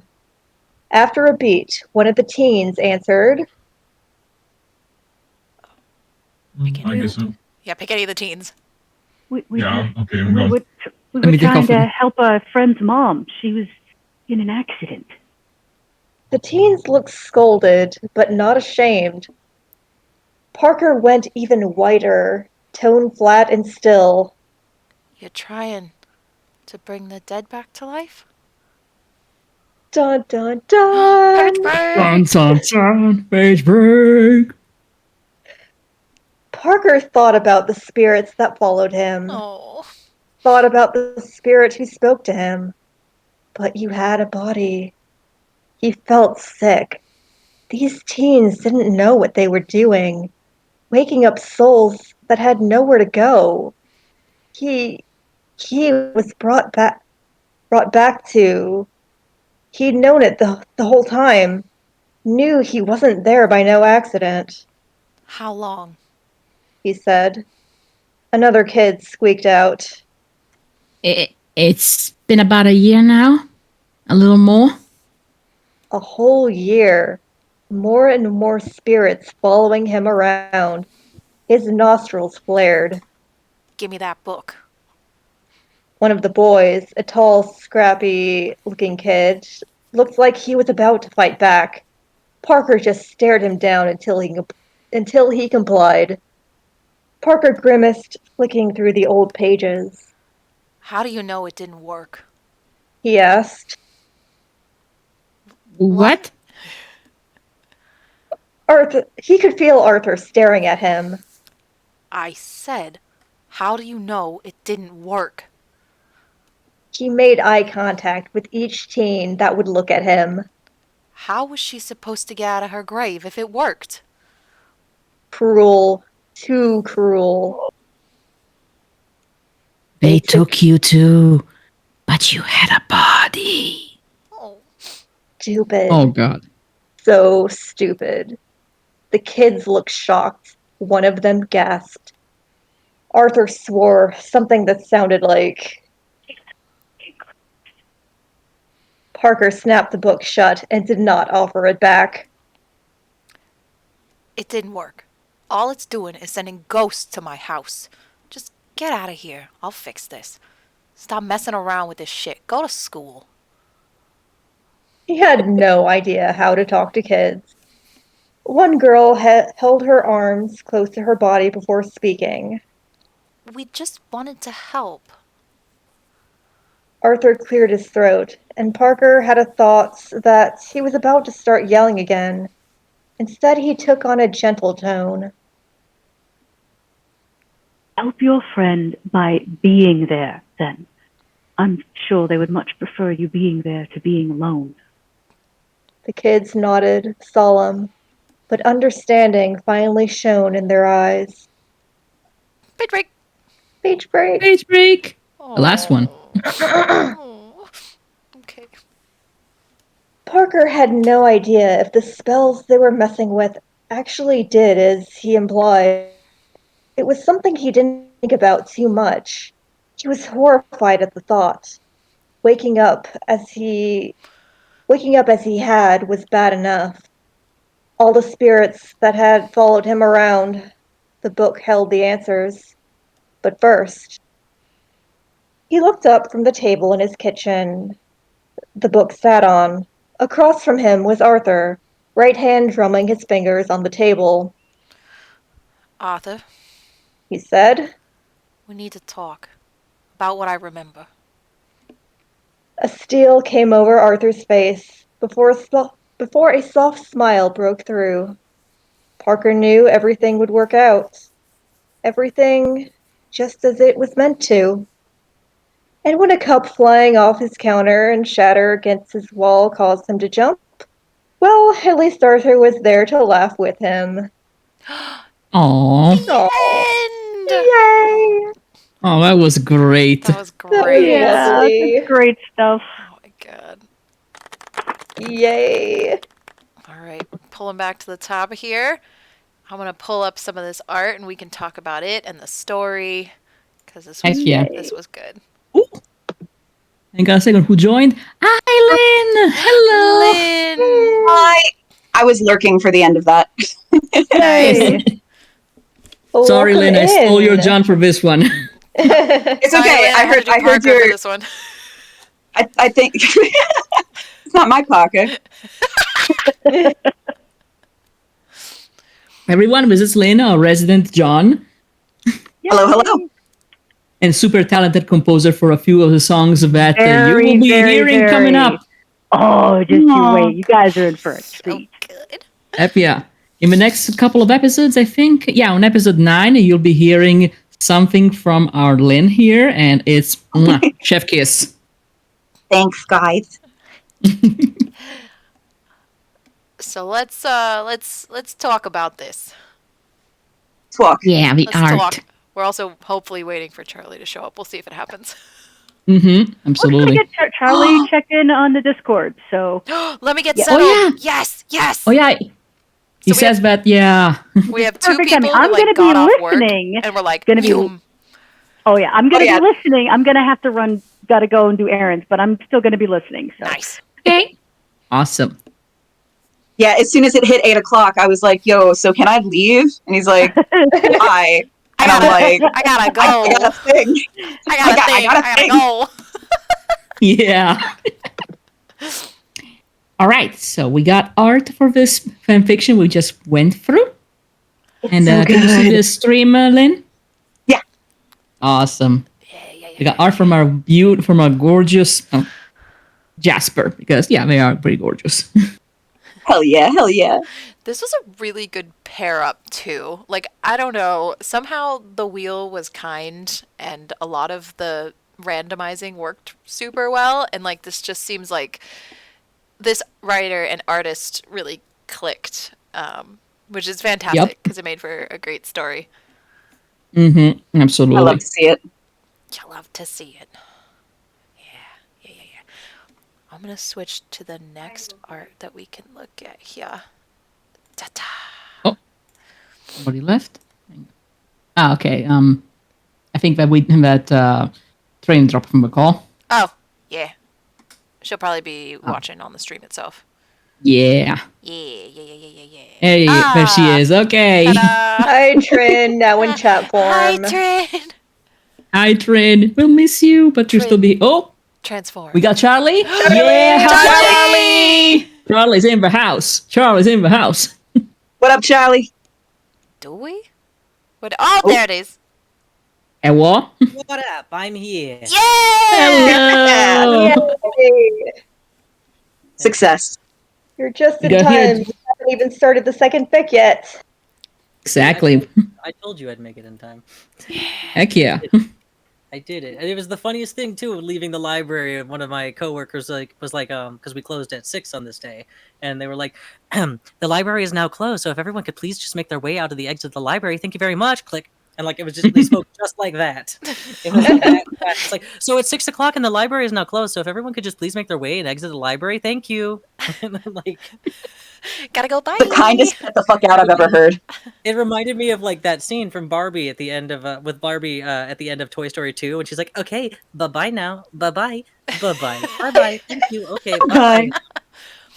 Yeah, Bye-bye. like overly cheerful and way Oh too my quick, God. and like, can you guys just please stop looking at the newspapers? They're going to be there tomorrow. Just leave. We Just need to go. leave. We're gonna have a new one tomorrow. Go. Yes, exactly. We're paid to the hour we're scheduled to work, then we leave. That's it. You get out of the building. So go. It was fun though. Good times. And it didn't break that many laws speeding home. So Yes, we're so proud of Only you. like 1 or 2. thanks. Only 1 or 2. The cops didn't find me. So that's what matters. That's all that matters. Yeah. I No got laws were broken if you didn't get caught. exactly. I was Exactly. going to say that. I was like literally like I didn't break any laws because nobody caught me breaking them. So God damn right. I see. I was just in time to look at some of Jasper's lovely, fantastic art. Absolutely. It's so good. You The did cat. It's so good. miss KM's wonderful story, but it is available on AO3. Oh, yes, Exactly. I did, and I'm going to be reading it regardless, and I'm also going to be listening back on the VOD, obviously, too. And the So- Let me Malevolent repost Madness the Mixup link. collection. Yes, please Exactly. repost the link for us. Repost the link. Fantastic. Perfect. There we perfect. go. All of the stories we are doing these couple of weeks are in the Malevolent Madness Mixup collection on AO3. Most of them have Tumblr posts as well from their respective artists or potentially writers, and you can find a lot of the art through there too. We have reblogged everything that we've gotten our hands on. So If you miss stuff here, it is still available to you. And soon we will be posting these streams, at least the Safe for Work ones, on YouTube for your rewatching pleasure. Yeah. Ooh. You could Yeah, probably mine get will away not with be on posting there. the other- Mine will I'm also sorry, not you be could on there. you could probably get away with posting those also on YouTube. I'm just saying.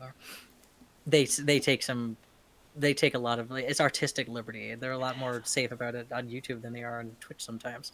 But if you Yeah, but prefer it not yeah. to be the case, then no worries. So ignore me. We'll see. We'll see. Well, We'll see. We'll I see. mean, I'm a little rebel and I would love to do that, but also I'm trying to tread carefully. You don't have to Careful. worry. Careful. You have the power of the Italian government on your side. I'm sorry, Necro. We were almost done, so you didn't miss a whole lot. You did that. It's okay, don't worry, Necro. Yeah. And you can rewatch this later. As I was saying, I'm gonna upload it on YouTube as well, so don't worry, it's gonna be Alright. available for you. So And you said I have a power of the Italian government. Which one? We've had like 15 in the last couple of years. Yes.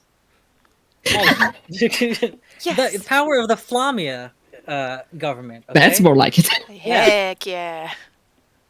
I've got it on good authority. You probably have some eldritch gods wrapped around your teeny little pinky finger. So Hang on a second. Yes, I we have did. one in my voice to be There we speaking, to be go. clear. yes, Charlie did join. We got a Necro. Charlie and we got a Lynn, so this is very exciting. Yes. Yes. We Yes, lost Lynn, I we lost a this. Trin, but we gained 2, so I don't know. Maybe Lost a Trin, gained a Lynn. Yeah. And Charlie's just bonus. I am. I'm always just the bonus. Woo! Absolutely. Alright, so everyone, I'm going to bring us back in because we are on a time limit here. I Yes, am yes. going Yep. to say that it is perfect bio break time. Uh-huh. I know I need a bio break, so I am going to swap us over to our Be Right Back. And Wow. everyone, let's make sure we are settled back in by 35. How are we sounding about that? Sounds Works great. for me. Awesome. All right. All right. See you soon. See y'all soon. Yes.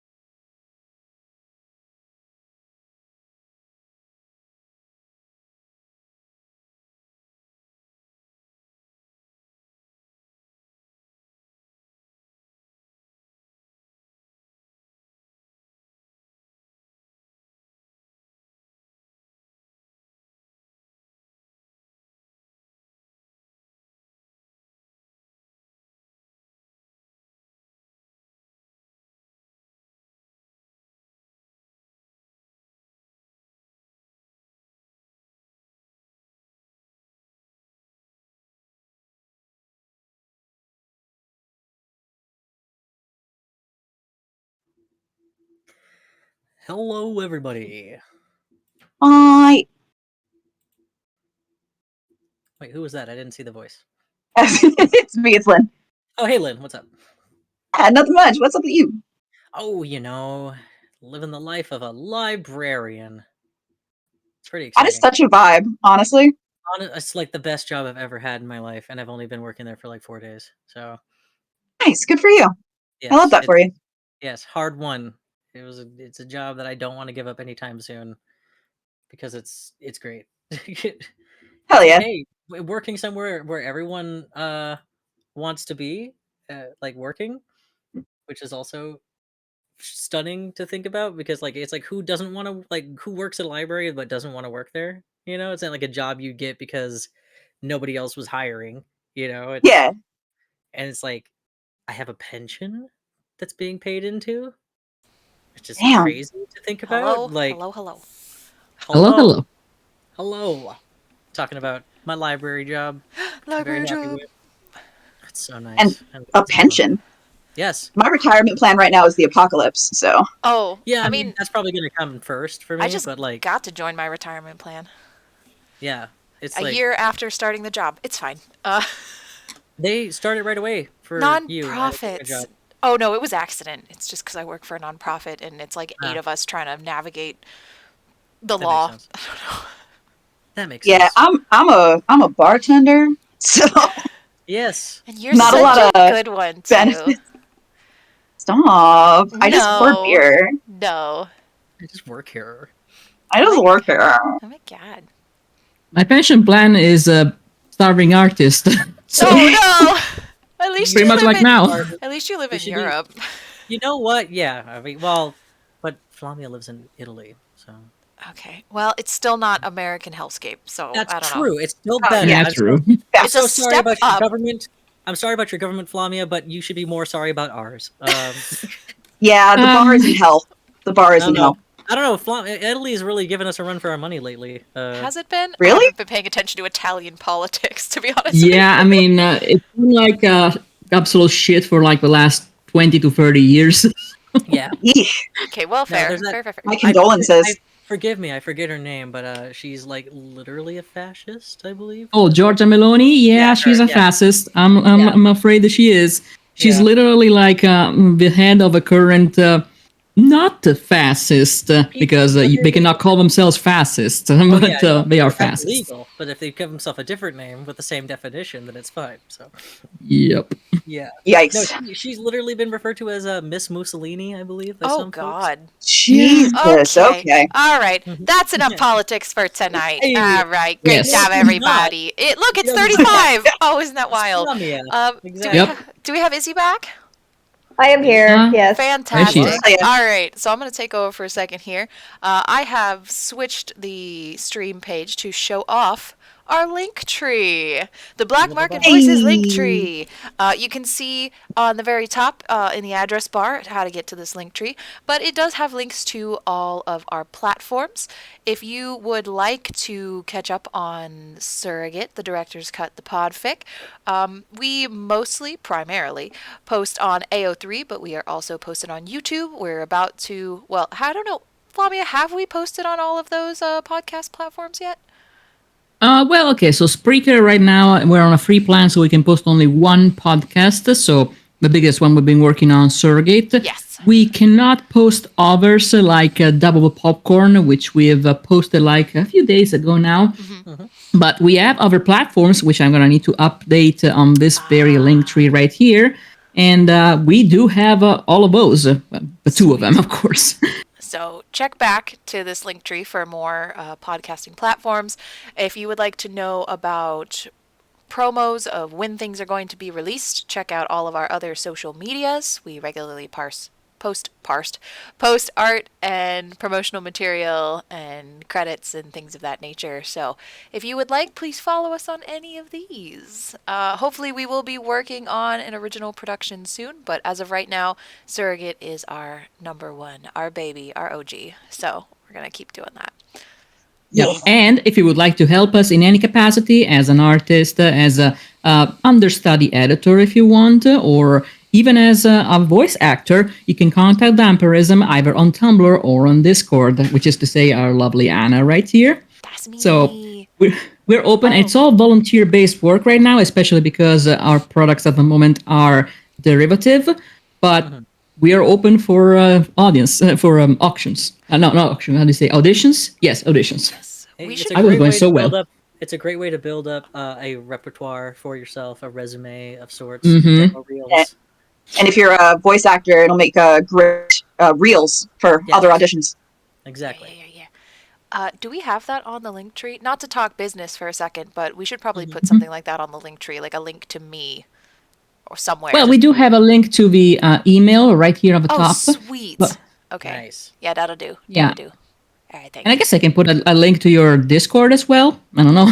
Maybe, or Tumblr. I don't know. Either one. We'll figure it out. Anyway, back Probably to Alright. safer to just do So- email for now. So We're Black Market Yeah. Voices, and we are coming back in together for a part 2 of tonight's live read. We will be doing a second fic tonight from the Malevolent Madness Mixup. It has just been posted in the chat right there if you would like to follow along, or it will be streamed live on the video here. We have got a couple of new voices for anyone who has popped in.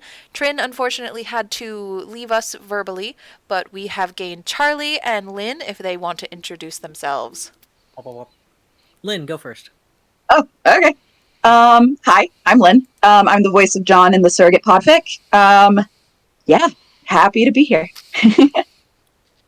Hello, I'm Charlie. I do currently random extra voices throughout the Surrogate Podfic, but I also do podfics of my own as well, and I'm happy to announce that I will be posting some of those through Black Market Voices in the future when they get updated. Hell yeah. Yeah. Woo! And I may potentially be other voices in Surrogate later on as we get further in the development of that series. So, and I'm very happy to be here. We are very happy to have you both, absolutely. And a little horn for you both. Yeah, horns Hell for me. yeah. All right, are we ready to get into it? I think so. All right. So, no Who's who? Buckies. No Buckies. Our Lord and Savior. I actually hate Buckies. I don't understand the hype, but that's not what we're getting into right now. We're not getting into that. No, What we are I getting did like the meme. what we are getting into is our second story of the night. It is called The Cost of Indomitability.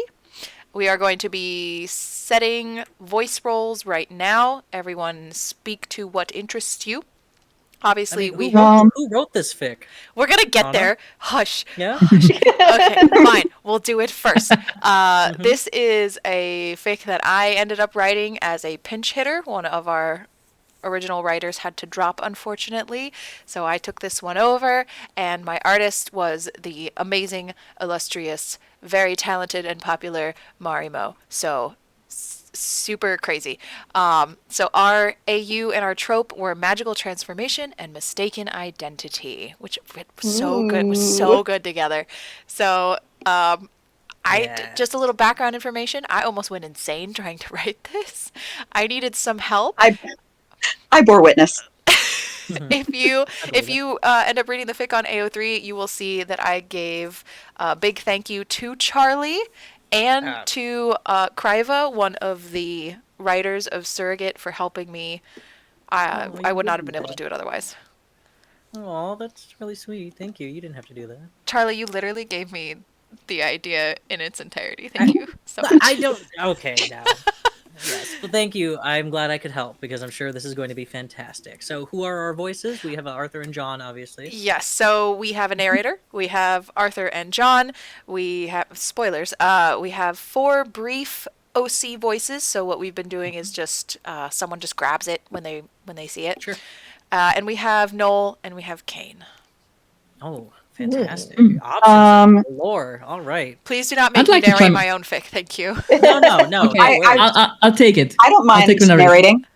Okay. Wait. Who hasn't narrated yet? Lynn has not narrated yet. That's right. I have not. All right. So Lynn gets to narrate. It's only fair. Oh, that's All right. terrifying. Let's do this. I'll be John. All right. We got a John. All right. I guess that if you want to take Kane, I'll take Noel. Okay. Yes. And then I think we still need an Arthur. We do need an Arthur. Is that all of us? Izzy? Yes. Do you want to do Arthur, or do you want to do someone else? Or would you like to do John, since you did Arthur last time, I think, right? Ooh, yeah, that's true. Mm-hmm. I'll switch. Yeah, I could do John. Yeah. All right. Be my John. Oh, that was Aw. gay. Oh. Hang on, that calls it. Gay! Proud of Fantastic. myself. This soundboard is going to be the end of us. All right. I love it. Glorious. All right. I'm going to switch us over to the live read page. Oh, hold on. Let me close off this image from the last story here. All right, here we are. We are not going to cheat by looking at any of the tags or anything. Just scroll straight down to the story. We're not reading the summary. There's the thank yous right there. The thank yous, yes. And I suppose if we're ready, off we go. Sure thing. So this is The Cost of Indomitability by Vampirism. Oh my god. All right. Sorry, I had to allow it to say gay on the chat. So Fair. All right, you ready? we ready? Yes. Okay. If he had a coin for every time he woke up like this, he might have enough to beat Cain in a coin flip. Slowly, every nerve came back to life. Shouting its displeasure as Arthur rose to consciousness. His right hand twitched, tingling as if he'd touched a live wire, and everything else he could feel was a massive bruise. Given the time he'd had lately, that wasn't unusual, but every time he woke, his mind needed to remind him how terrible it was all over again. Wait, where was he? He used the tingling hand to start pushing himself up, groaning, wincing as his left shoulder shifted with the injury he'd paid little thought to, the aching of strained muscles in his arms and legs, the pain in his ribs. John? The low words echoed. Right. He was inside the Order of the Fallen Star. He was in the hall where what? I'm here, Arthur. Arthur continued his slow ascent to upright. He placed down his hand. It slipped. Something squished. His hand was suddenly slick, and John caught them with the left hand, Arthur letting out a tired yelp. Thank you. He tried to breathe, to remember. Nothing came readily. He rubbed his hand on his trousers, finding them damp in spots as well. At least he hadn't pissed himself in terror. Are you okay? John sounded tentative, worried of course, but there was something else in the tone that Arthur's addled mind couldn't parse at the moment. A single, mirthless chuckle. Well, no, but I'm alive. What's happened? You don't remember. John held them up, firm. No, I remember chasing Larson. The bloody bastard just wouldn't die. And then I caught him here, and... And? Arthur frowned, or tried to. He felt so stiff. How long had he been unconscious? I don't know. Are we alone? There was a second of hesitation in John's reply. We are. What happened? I don't know either. I don't feel like I was knocked out of awareness, but I don't remember. John replied, uncomfortable. Your memory. That was something Arthur had hoped would have been handled somehow magically upon seeing Yellow, upon beating him back. They still had yet to deal with it then. He sighed. He tapped his left forearm. I'm up. Let me stand. Right. John helped him, pushing against the floor until Arthur wobbled, plopping back down after getting a few inches off the floor. Arthur. I'm fine, John. Christ. My head hurts. I got a bit dizzy is all. It feels so heavy. I must have... Maybe you hit it when you fell. John finished, his worry apparent. Take your time. Arthur put the heel of his palm to his temple, trying to relieve some of the strange pressure on his face. What the fuck? He gasped, panic immediately rising into his voice, making it go high. What? Why am I wearing this? Wearing what? Also reaching up, John went for Arthur's cheek, flinching away as his fingertips touched something cool. What? It's the mask. John, but why would I put it back on? Arthur was struggling to keep calm, feeling across his face until he traced along the edge where it met his jaw. He pulled. It didn't move. John? He breathed, high and thready. John, take it off. Starting to breathe heavier with metaphorical air, reacting to Arthur's panic, John found the other side of the mask, and they explored it together. It was smooth as porcelain, but without the glazed texture, more like the hide of some aquatic animal, and just as chilled. It followed the sharp dip of Arthur's cheekbone, the thin line of his chin, the deep hollows of his eyes, the heavier protrusion of his brows. It was shaped like a face, Arthur's face, not like the strange bull mask they'd put on to enter the order. He tried to hook his fingers into the edge near Arthur's hairline. Couldn't. Tried to dig his nails in, giving a grunt of pain while trying to shove his wooden pinky between. But nothing worked. It was seamless. I can't, Arthur. No, don't fuck with me, John. You know I... Arthur was panting, pawing at his face. Arthur, listen. John tried, but Arthur wasn't listening, descending into his claustrophobia. He jumped when John grabbed the right hand, cupping his palm and trying not to squeeze. Arthur, breathe. Each pant ended in a small whine of animal-like fear, and John spoke over it, soothing. Arthur, we need to leave. There is blood all over this room. Larson is gone. Sitting here doesn't help us figure out what happened, okay? We will get it off you soon, one bite at a time. Just breathe and then get up. He started rubbing his thumb up and down the center of Arthur's palm, waiting. When Arthur didn't move, clutching the mask and breathing shakily, John pressed harder. It was chaos out there. We don't know who might burst in looking for us. Please, Arthur, we'll deal with it later. Later!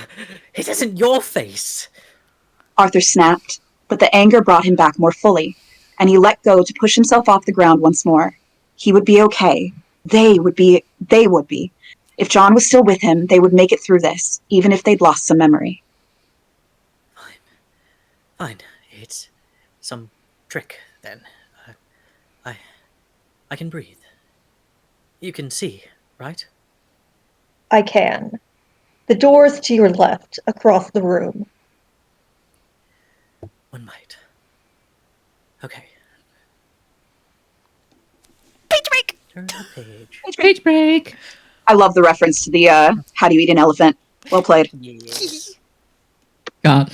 One bite. Just like Faust. Oh, punch me in the face, Flamia, Jesus. Ow! Your memory. Okay, I'm totally cool and normal and everything is fine about this. Your memory. John had a coin for every time he avoided talking about memory. He might have enough to pay someone for a ticket out of this mess. And yet, there was nowhere he wanted to be more than right here, anywhere, with Arthur. And that was the reason for all of this in the first place, wasn't it? So as he'd been doing since that ugly, overdone dining room in Addison, he continued to figure it out as he went. They made it across the room without incident, Arthur taking a few shaky steps before getting their feet under them. And when he reached the door, he patted himself down. My gun. You left it where Noel was shot. We're able to backtrack, but it's empty. Noel's jammed. John looked around, looking for anything behind the marble benches and pillars. He'd seen a shotgun on the floor behind them next to... No, this was better. He glanced nervously over at the gray stone, innocuous on its plinth across the way. Did it look duller? Just the lighting, surely, or just Arthur's vision, though his eyes did seem sharper than before, picking up more detail and saturated colors, the red strewn across the floor more lurid. Forget it then. Arthur huffed, adjusting the maroon robe that had started pulling uncomfortably against his neck. The old-fashioned way it is, until we find one. His hand curled into a fist. With a noise of approval, John said, Let's go. It was quiet out on the balcony, John reporting that no one was below in the great ballroom, but they kept close to the back wall regardless. Getting out the way they came in was unwise, Arthur reasoned in a whisper to his companion. It was quite the bottleneck, and predicated on the assumption that the lift would take them back up. They didn't know what was behind Larson's door, but they did know where the Grand Vizier's door led. Arthur hesitated. Do you think it would really work? The mood went somber, threaded with yearning. John knew what he was asking about. The machine. It was everything they'd been looking for. John sighed. There's no way to know until we try. He tried for pragmatism. I assume all the elders are dead, but what if they needed to... But what if they needed to operate it? What if they're guarding it now? There's...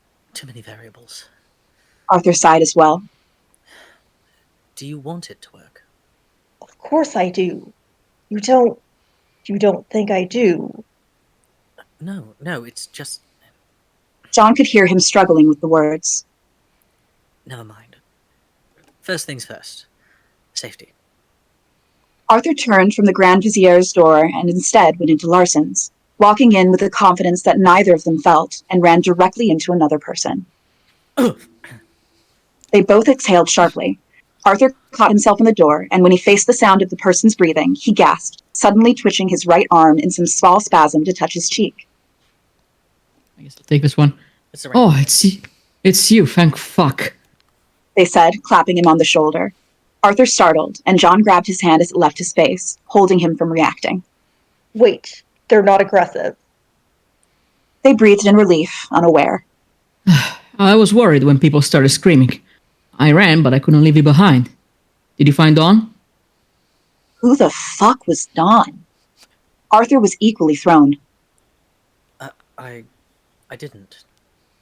John groaned softly, his version of an eye roll. Say you're looking or something. They've clearly been hit on the head. Oh, and asked how they plan to leave. Arthur shifted to his other foot, repeating what John suggested, both of them on high alert for anyone else nearby. John burned with the instinctual knowledge that Arthur didn't trust him, his perception, his word. He hated more that Arthur was right not to. Yellow was gone, but his threat would loom over them in a horrible smoke cloud as long as Arthur didn't know. The cultist was talking. I was gonna try the Lincoln Street entrance. That one's not used as much. You coming? Step. Oh, sorry. No, go ahead. Shifting a step. Are you coming? No, I'm gonna keep looking. Arthur trailed off. He heard a huff. Okay. Be careful. About Larson. I know. The pair listened for the footsteps and swishing to die away. Arthur. He must have confused me with the mask and robe. Arthur said, with that tone that meant, don't push me. Lucky us. Let's keep moving. The hallway they followed had a couple of turns, John dutifully warning when to go left or right, and Arthur kept his hand trailing lightly along the wall, noting doors and picture frames, both slightly unnerved by the quiet. It couldn't have been that long that they were out of play if someone was still trying to leave, but people did scatter quickly after gunshots, though these were hardened cultists. Arthur's hand met air, and he jerked to a stop. John? There's something... A stairwell. John said, pleasantly surprised. The hallway curved subtly, so I didn't see it. Almost like it's not meant to be noticed. Up? Up. Thank God. It was a fairly steep set of steps, Arthur huffing and puffing by the time they got to the top. That must have been a couple of stories. He said, between breaths. Well, we... John hummed low, unsure. His hand held the railing, stopping them from emerging completely from the stairwell. This hall is nicer, more expensive. There's wallpaper and a cream with wooden panels on the lower half, and the floor is carpeted. Yellow light floods from overhead domes. It's sort of like a hotel, like that hotel. Maybe this is a building nearby. We've no idea how long those tunnels are. Arthur said quietly. There could be an easier way out. Or more threats. One way to find out. With a grunt of agreement, Arthur took the last step out of the stairwell. John directed them right, and their steps were muffled by the carpet, walking with caution. They heard a click. Arthur froze, tensing to the sound just ahead. Arthur, a door. It's opening. There was nowhere to go. The straight hall turned at the end some few meters ahead. Is there another we can... Behind us. Too late. Arthur was half turned to abscond when a man stepped out, John describing him in a rush as an older man, maskless, with a bottle-brush mustache and thinning hair, in a simple suit that didn't hide his paunch. I'll do it. Sir! The man said in surprise, his voice exactly matching what the description led one to believe would issue from him. I didn't expect you. My dearest apologies for not being masked. What, all that hullabaloo, I needed a breath. What are you going to do next? What the? Arthur, speak. Next? Arthur blurted, but it came out less like a question in his taste. Well, of course. We can't have that upstart running things, not with how he's acted. You must see that you have the majority behind you. I didn't even stay after that uncouth display. He has no idea. Arthur apparently heard the man move without John having to say anything, his jacket brushing as he closed the door behind him, and Arthur stepped back once. I'm glad to see he hasn't tried anything with you. I implore you, let us come together to take back our order. Larson is going to destroy us. Arthur twitched again, the arm, prompting John's curious look down. Was he hurt? You're right. Arthur said firmly. John's soft gasp did not deter him. He's gone too far. We will remove him. Don't you worry. Do you have any idea where he's gone? Saying so many words, without a whisper or shout to modify them, John noted that his friend sounded strange. There was a delay, it felt, behind the mask versus what issued forth. Tone was off. He was torn away from thinking about it too hard by the man's reply. Well, no. He's slippery, that one. But he might be in the back rooms, communing with those figures he brought in. Uncomfortable things. The man made an audible shuddering noise, and John scoffed. Ugh. He doesn't know anything, Arthur. Let's go. Right. Arthur answered them both. Right, I'll find him shortly. Go gather the others. We will end this. We will. With a gruff sound of agreement, the man twisted and went back into the room. John informed of the man putting on his mask once more, some hooved animal figure with many spidering eyes and tightly curling horns like a young antelope, before he gave a strange salute and went further down the hall in the direction of the pair had been heading. So not that way, then. Arthur determined brusquely, turning sharply on a heel to go back the way they came. You don't sound anything like. John was mumbling, caught in his own thoughts, before snapping into surprise. Arthur, what the fuck? John. Arthur started tersely. Something is going on here. We do need to finish what we started. I'm well enough to fight. Wait. If Larson gets away and goes to ground, we won't have the upper hand. He's on the run. We just have to hunt him down. No, no, no! Arthur. John said, near pleading. That's not what we agreed to. We need to leave before... For what? Arthur paused at the bottom of the stairs, hand clenched around the wall corner, voice tight. Before we get caught. John finished lamely. Sure. Arthur pushed around the corner, heading deeper into the tunnels of the Order. John could feel the radiating quiet heat of Arthur thinking in that determined way unique to him. John was right there beside him, mentioning hazards and perhaps useful tidbits, but deep in his thoughts once more, frantically considering options. There had to be something. Anything to derail Arthur from this fruitless quest. He couldn't have gotten this far. He said suddenly. We're only going to get lost. Arthur paused his stubborn stride and hunched his shoulders. What do you suggest?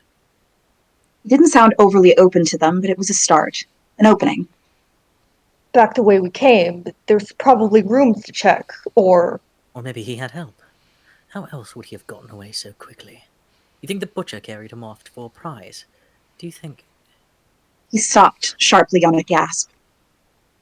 Jesus Christ. Arthur? Oh my god. Charlie. Twisting around, Arthur booked it back down the hall. I can't believe Oh, fuck, Charlie. You didn't see him, John? Arthur demanded, panting in time with his shoes slapping the floor.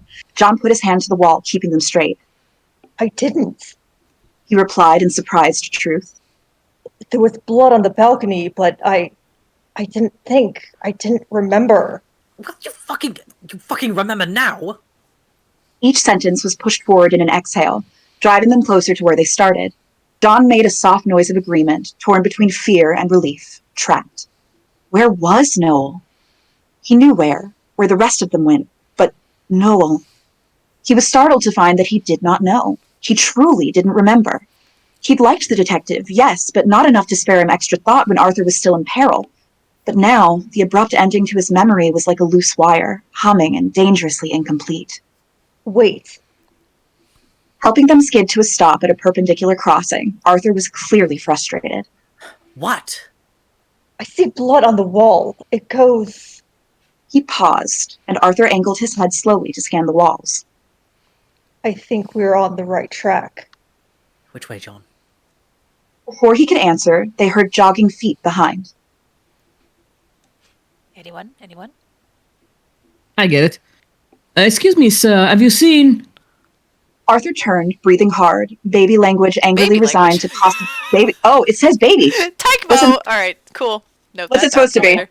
Body language, I'm assuming? Okay. I like That's baby okay. language. That's okay? Thank you all for cool. baiting this for me. Thank you so much. Actually. No! You're welcome. Goo, ga. Ga? I didn't Listen. Arthur is a big baby. It works. He is. He's being a big toddler right now. I didn't even question it either. I was just like, it's baby language. I don't know what it means, but... It was kind of great to hear you just like carry on like his baby language. Baby language. I'm in a zone, man. For a Yeah. typo, Alright. that's a really good one. Oh my god. I thought that was autocorrect screwing me over. Especially since it's like baby language angrily, so he's like, go, ga. Throwing baby tantrum. Okay, Let's get back to God. it. try this again. I'm dying. Okay. Sorry. Arthur turned, breathing hard, body language angrily resigned to possibly confronting yet another cultist. His fist tightened, obviously intending to make this quick one way or another. The person gasped, a young man by the sound of him, which John shortly confirmed. Sir, I didn't recognize it was you from behind. I'm so sorry. But I did complete the task you gave me. I rented the car and I was coming to find you. I gave you? Arthur asked, urgent. Well, yes, Mr. Lawson. Arthur froze. Arthur! His friend took a deep, sudden breath, and John got the sense that he had been somewhere far away. She's waiting for you to answer. Say something. Arthur swallowed hard. Very good. He said, and now there was a hardness to his tone that alarmed John, as hard as the thing on their face. Wait for me here. I'll have my work completed shortly. John was ignored as the young man, a boy almost really, gave a quick cursory bow and hurried back the way he came. After a second, Arthur followed. Tell me what doors we see, John. Describe them. He did, worry evident, until he said, This one looks a bit different. The handle, I think it's, Arthur yanked it open, tile clicking as they stepped in, groping along the wall until he hit what he wanted, a sink. He planted himself in front of it, both hands settling on the rim. A mirror. Yes, there's a mirror. Tell me. Tell me what it looks like. John's voice shook slightly, his fingers curled against the porcelain. Arthur, we really... Tell me! It's a plain mask! He shouted, giving in. It's similar to the one we took in Leary. It's smooth, but her face is in the shape sometimes, and it seems almost alive in the way it's... Does it look like him? No, it doesn't. Arthur exhaled shakily, fogging the glass. How anyone let them pass this far was unfathomable. John could see the tears in his robe and the blood smeared all over him. But the mask, it was flawless, beautiful and white. Not now, at least. That boy. He thought I was... It doesn't move when you talk, Arthur. He said in quiet awe, lost in looking at it. Like a perfect sculpture. I can barely make out her eyes, but they're two different colors. One is yours, and one is... Arthur caught on, speaking the grim, terrible truth. Yellow. Right? Yes. Fuck. Arthur dropped his forehead to the glass, a dull thunk with no expression of pain following. Maybe he couldn't feel it, but strangely, John almost thought he could. Fuck. A theory was blossoming in John's mind, and so surely Arthur had drawn the same conclusions. The mask was doing something to convince others that Arthur was someone else. There was no way to know the true parameters of this ability, its limits or cost or awareness, but it had been helping. I'm Arthur. Arthur muttered, something against his reflection. What? I said... Arthur straightened up, glaring hard towards the mirror he couldn't see. Why are you sorry? For this. John replied, stuttering briefly. He shouldn't have said anything, and he knew he'd fucked up. He scrambled for words.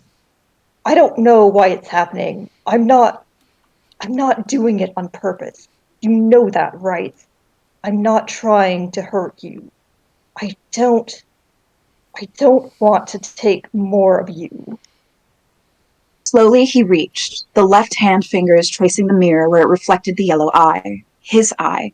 The pupil indistinct from the iris, a starburst of yellow gold that otherwise could pass for human. This was not his true eye, as he remembered it through the Mask of the King, but one he used on this plane through others. Now he'd given it to Arthur. So you have no idea how to get it off? Or is it just part of me now? Of us. John couldn't help but say, thumb pressing over the center of the mirrored eye. The edges of the iris fluctuated minutely like heat waves, peeking around the digit. It's my body, John. No matter how much autonomy you deserve. I don't want this. I want it off. Arthur's mounting anxiety made him waspish. Arthur couldn't see it. The mask was beautiful. The eye was too. He couldn't appreciate it. This wasn't like taking over his body parts. This was better for both of them. His hand slid from the glass with a sliding screech. Arthur, it will be okay. Trust me. Trust you? Arthur repeated, something dangerous creeping into his tone. Yes, we'll figure this out. I want it figured out now. We are going to stand here and do it together. Help me, John. I have been helping. John couldn't contain himself. He was getting frustrated, responding to Arthur's emotions. Arthur didn't get it. Maybe this isn't entirely about you. About me? What the fuck does that mean? There is no us here when I don't have a face. He snapped, just a little. I fucking know that. If it's all you. We've been over it again and again. Anything of mine is repulsive. That riled Arthur up even further. You know that's not... No! Fuck you. Get it off. Now. I can't! You haven't tried! With his one hand, Arthur felt it. What's up? I said sorry, everyone, for the divorce I didn't warn you about. Yeah, thanks. A little divorce is a treat. Appreciate it. Yes, I love the angst. Sorry, y'all, it's just gonna get worse. Anyway, continue. Oh, no. Yes! Yes! You me. We love like to see it. I left work early for this. Yeah. Thanks, Lynn. All right. With his one hand, Arthur felt around the edge, looking for a weakness in the mask, a handhold, anything. He managed to hook a couple nails back near the bottom of his ear and tugged. Hard. It hurt, and John felt it too, though somewhat distantly, like pinching yourself or trying to pry your glued fingers apart. Stop. You're going to hurt us. Then help me. No. It seemed to echo around the inside of his skull, with the same intensity it would have if audibly shouted towards the cold ceramic walls. Silence fell, equally as chilly. Then, softly, Arthur began to laugh. Trust you. You ask me to trust you when you've been lying to me. John felt clenched, everything held tight in sudden fear. What are you talking about? Oh, don't play stupid now, John. He continued. Not when you've tried to be so damn smart this far. I could tell you were keeping something from me for days, since we got to New York. For a piece of a god, you're a worse liar than me. Arthur somehow caught John's eyes and stared unblinkingly into the molten slurry of his left. The accusation was clear, even on his placid new face. What is it? He didn't know. He still didn't remember. But his ears still work. Some of the fear eased around his heart. There's nothing. I've been trying to protect from yourself. Really? Arthur sounded unconvinced. Really? He spoke firmly. There was nothing for it but to double down. It felt awful, but living through Arthur knowing the truth again was worse. This is what it looks like, then. Arthur said slowly, daring to trace the mask, breathing harder as he fought his instincts, mapping out the thing how he could. They thought I was Larson. John took the out unthinkingly, greedy. Some of them. The ones that matter. Abruptly, Arthur turned away from the sink, the mirror. John lost view of himself with a pang of longing. All right. We can leave it for now, if you're so insistent. But we aren't leaving this building. What? Why? If we've got this ability, we've got to use it. This is how we do it. Do it? Do what? Fucking Christ, Arthur! The panic was roaring back. He was losing control of this. Arthur pushed his way out of the bathroom, letting it slam shut behind without a care to the noise. He instinctively turned to the direction of the blood and followed it, his hand against the wall dragged against the wet spots, his steps sure. We are going to find Charlie, get him help, then dismantle this whole thing from the inside. The cold assurity tried to freeze John again. He slammed against it till it shattered from his anger. No. No, they couldn't stay. They had to run far away. You can't. That's... Can't I? Can't we? Once we kill Larson, do you think that will be the end? There will always be another. Someone willing to do the unspeakable for more fucking power. The only way to end this is to cut the snake off at the head. We'll eat this entire goddamn elephant, John. He's only the first bite. As he spoke, his voice got more vicious. Arthur, the fuck? It makes perfect sense. You want this mask so bad? Then we'll use it. You want to pretend to be Larson? Do you know how insane that sounds? He grasped at anything he could, trying to drag them off this path with words when he could not do so physically. If they found Noel alive, then... No more insane than this. Flick. Arthur flicked the mask, and they both winced. Trust me. I can do this. I'll be whoever I need to see this place destroyed. If Arthur went down this path, it may be for nothing. Everything he did, everything he endured. John's journey here would not be a means to an end. He would lose his only friend. Panic welled up in a wave, and he shot his hand out to throw them off balance, forcing Arthur to stumble into the opposite wall. Ow! What the hell, you bastard? Arthur clutched his shoulder as the tender pain of barely healed wounds ran through them both. I told you, I won't let you drown, and here you are wading into the water.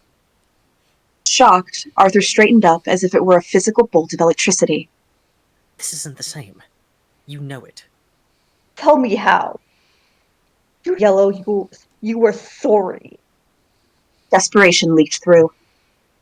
Tell me how you using my power like this makes me any less trapped than him. Arthur inhaled as if slapped. He seemed to be controlling his breathing. I didn't ask for it. Pause. John allowed a small seed of hope. I didn't ask for power. That's the difference. And the seed withered. Arthur. You aren't changing my mind. Not this time. He said darkly. I know this is right. This is what needs to be done. I'm not out of my mind with grief or anger or whatever else you think. The mask Is a tool. It doesn't control me. Or did you hope to? Words lashed out like a whip, intending to burn, to smack John down until he agreed. John knew this tactic well. They'd used it against each other often enough in prior fights. But he thought they were moving past it. They were growing together. But this change was swiftly undoing everything. He'd never hated himself more, but he steeled his heart. You think so? Then I will. I'll fight against this choice because I know it will hurt you. Anything would be easier than losing him again. I'll take over every chance I get. I'll get in your way. I'll do whatever I can. I know you're wrong. Arthur pushed away from the wall, holding his arm close to his side in dogged determination. His feet fell heavy upon the floor, his right even heavier as John refused to help. Go on then. Be what you really are. I've said before I don't need you. If you want to fall into brute force to try to get me to do what you want, you'll be hitting against a fucking wall. I'm sorry, this is so bad. I'm sorry! Oh my god. Can our heroes gaslight, gatekeep, and girl boss their way out of this one? The answer is no. They just kept hiding. hiding! Stop it! Just let them be happy. Get worse. No, this is canon compliant. A little bit, yeah. Anna is You're just not too wrong. good at this. Okay, sorry. I needed to scream a little bit. We're good now, we're back. Zoe. John shouted. Because you won't listen to me. I don't want to, Arthur. Then don't. Fuck, you stubborn jackass. Arthur didn't say another word, puffing his way down the hall. Once they returned to the balcony, identified by the feel of the wallpaper and the echo, he found the stairs and descended, stepping out onto the open ballroom floor. John didn't guide him, didn't put a hand out to keep them from obstacles, simply sat. His thoughts swirled, trying to come up with anything at all that would change this. Arthur was going to get them killed. That, or he was going to remember. Either put John... Fuck, if only he knew what happened. Everything after he saw Kane's bloody, outstretched hand and Cheshire smile was gone, fuzzed out into magical static. It felt like the key to everything. That fucking monster probably did this on purpose. Do you see him? Oh. And he couldn't help but respond. Damn it. No. Fuck's sake, do you not care? Of course I do. It was hard to keep his truth and Arthur's truth straight in his mind. Arthur didn't know they were very unlikely to find him. Kane probably poofed him into an even worse fate. John would have to wait an appropriate amount of time and then suggest he was taken, probably disposed of. Another lie for the pyre. He had to believe it was worth it. John, you shit. Oh god. This really is canon compliant, isn't it? It's painfully canon compliant. Oh, man. Fucking dumbass. Then Both of them, honestly. Then help me find him. He deserves that much. Spared from your petty bullshit. John wrangled back a snarl, but couldn't keep his impulsive mouth shut. He isn't here. Though in terms of you caring, I have doubts. Arthur was moving swiftly across the ballroom, but he stopped sharply. How dare you? His tone was pure ice. You don't really care about him, Arthur. You care to have someone in your corner, someone who will agree with you. Noel is nearly as bloodthirsty as you are when it comes to the king. Now that the butcher... He choked, cutting himself off. He hadn't meant to say that. What? What about the butcher? Nothing. Oh, fuck you. Insult me and try to confuse me. God, you haven't changed at all. You haven't fucking changed at all. Maybe meeting your other half again just made you worse. You're the one going off on a half-cocked plan. That's not even how you use that phrase. John was reaching a boiling point of fear and rage, huffing, running out of options. If only Arthur wasn't so goddamn stubborn. Random voice. Right. Do it, It's your turn. I was the last one, so. Okay. Yeah. Sir. A voice from the other end of the room, bouncing between the pillars. The person practically ran to join them. Sir, the council is beside themselves, waiting for you to direct us. Another cultist. John shouted in exasperation. Shut up! Arthur snapped. That we... What? The man was puzzled, off balance. No. No. Just tell me where you've gathered. Arthur flawlessly switched gears again. We were looking for Noel. Are you fucking serious? We can do both, you moron. I'm sorry? Mr. Larson, sir, do you need... John spoke over him. Oh yes, another one. Get used to hearing that, Arthur. Arthur got through clenched teeth. Just tell me. The same meeting room. His concern was only growing. Has something... But I will never be yellow. Shut up and fucking help me. No!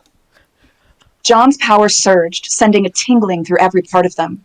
The force of his rage took over. He didn't know what he'd done before to project himself, but this felt even more forceful and more unstable. Without thinking, he wrapped his power around the sides of the mask and pulled himself up. With a horrible, echoing, inhuman scream, Arthur rose from the floor. The darker blood color of his cultist robe lightened in a wash like morning sunlight, bursting over the landscape. The horizon of John's eyes growing brightly, bright enough to burn. Twisting fractal shapes patterned down it, impossible to look at or look away from, more beautiful than golden spider silk as it expanded, curling and crawling along the floor. The mask of Arthur's face smoothed, while several more pairs of eye slits opened around the first, each flooding out that same light. As his feet were covered by the robe and he rose higher, Arthur's face moved. Pulling off like water droplets, his hands shifted across his face and masks separated from their progenitor. Perfect copies that created a ring about his head, the eyes coming apart to give each mask a pair. The robe stretched, spread, rolled out across the floor with smoky whims as John grew, his form blossoming forward. All right, we're going to pause for a second Wait. because we got Oh, there's art. some amazing art. Hold on, Holy shit! I gotta scroll a lot. There we go. That poor. You're not gonna say This that is poor so cultist. good! I feel a little bad for the cultist who was literally just Oh like, my god. I have no idea what's happening. It was like, I just wanted to have a friendly night out with my peeps. It's like, sir, is that... Wow, this is really sexy, sir. Also, I think my eyes are bleeding. You just wait. Oh man. This is really sexy, sir. This is so gorgeous, though. This is the sexiest moment of my life, and this art is fantastic. That's so good. I feel All the utterly detail, blessed. the That's such a good style image. too. I love their style. Yeah, I mean, look at also like the tendrils. They almost look like roots with that pattern. It's great. Ooh, It's awesome. yeah. The robe kind of reminds me of the robe that you wear in Journey, that video game, where you're like Yeah. you're a little creature and you have a robe and it changes colors. Yeah. I love a game, yes. Creatures. It's so peaceful. It is. It's like that vibe, but you know, the opposite of what it's trying to cause, which is madness. That, except not that at all, actually. Yes. Like Also, that, I've but been like seeing- the polar opposite. No, I get you. I've been seeing all of your comments in there about me making you guys vaguely thirst over Larson, and I just gotta say, I'm not sorry. Never be sorry, please. Now Never listen, apologize for your greatness. voice as Larson has made me almost like him. Almost. Oh, Give me time, Flamia, and I'll sweep you off your feet. Oh, shut up. Oh, And right god into damn the it. I mines- do declare. And right into the mines to feed my children. How oh my dare you. God. How dare you pull this Oh, fucking well. Gone with the Wind bullshit on me? All I right. do declare I have always counted on the kindness of strangers. Glorious. All right. Okay. Anyway, let me scroll back in really quick. Yes. We will bring this art piece back up after we are finished. Yes. But for now, we shall continue. Sexy, sexy art. Yeah. Continue. Yes. Oh, it's a lot. Okay. You got In this. front of him, the man stood agape, frozen, his entire system overwhelmed with the divine being before him as Arthur entirely transformed. This was no projection, and John was no shadow. He was light, pure and scorching, the sun against delicate human eyes.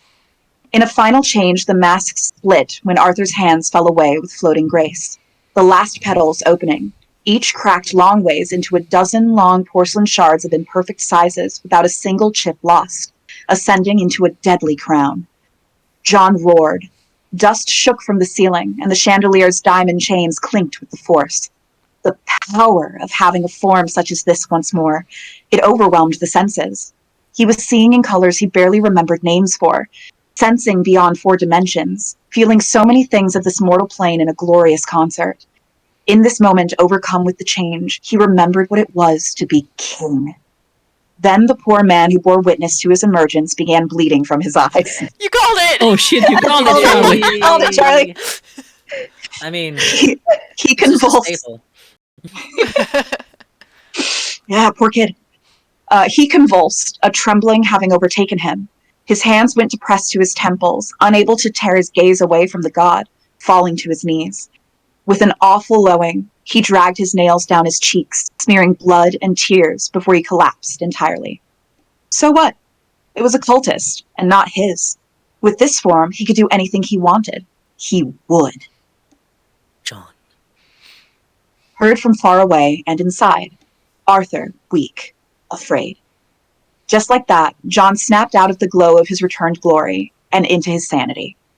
What the fuck had he been thinking?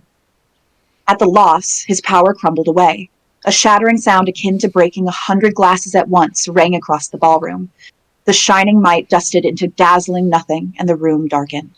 Arthur fell to the ground in a boneless heap. Arthur! Arthur! Tucked away again, John felt along Arthur's body with his hand, looking for damage and finding none. The mask was unharmed, and he seemed whole. Arthur, wake up, please.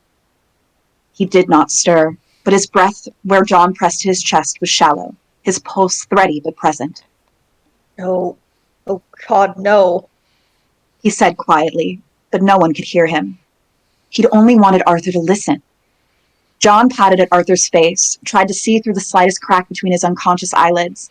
He could only see the leaking body of the cultist next to them, and the mask kept him from Arthur's skin. He felt sick, a roiling nausea in his incorporeal mind. What the fuck had just happened? What had he done? Slowly, descending into full-blown hysteria, John almost didn't catch it. This one's you, Flamia. Mm-hmm. Yep. I cannot guarantee a good accent for Noel, but I'll try.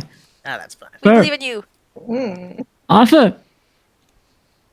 The voice approached rapidly, then the sound of knees hitting the floor. Kid, come on, wake up. He said, and the nickname struck John. Noel? Of course, Noel didn't acknowledge him. He took Arthur by the shoulders, checking his head, feeling his neck. Fucking Christ. John? John, please tell me you're with me. With a sharp, scared inhale, John grabbed Noel's hand. The warm, rough palm felt strong and held on. Thank fuck. Okay. What the hell just happened? Wait, I can't hear you. Right. Shit. Okay. I love him. He's the best. He held up their hands. 1 for no, 2 for yes. Tap. Got it? Bewildered, but catching on, John tapped his pointer finger twice against the back of Noel's hand. Great. Now, what the fuck was that? Was that you? Yes. That was... Why did I... That's me. My bad. It's okay. I was different from before.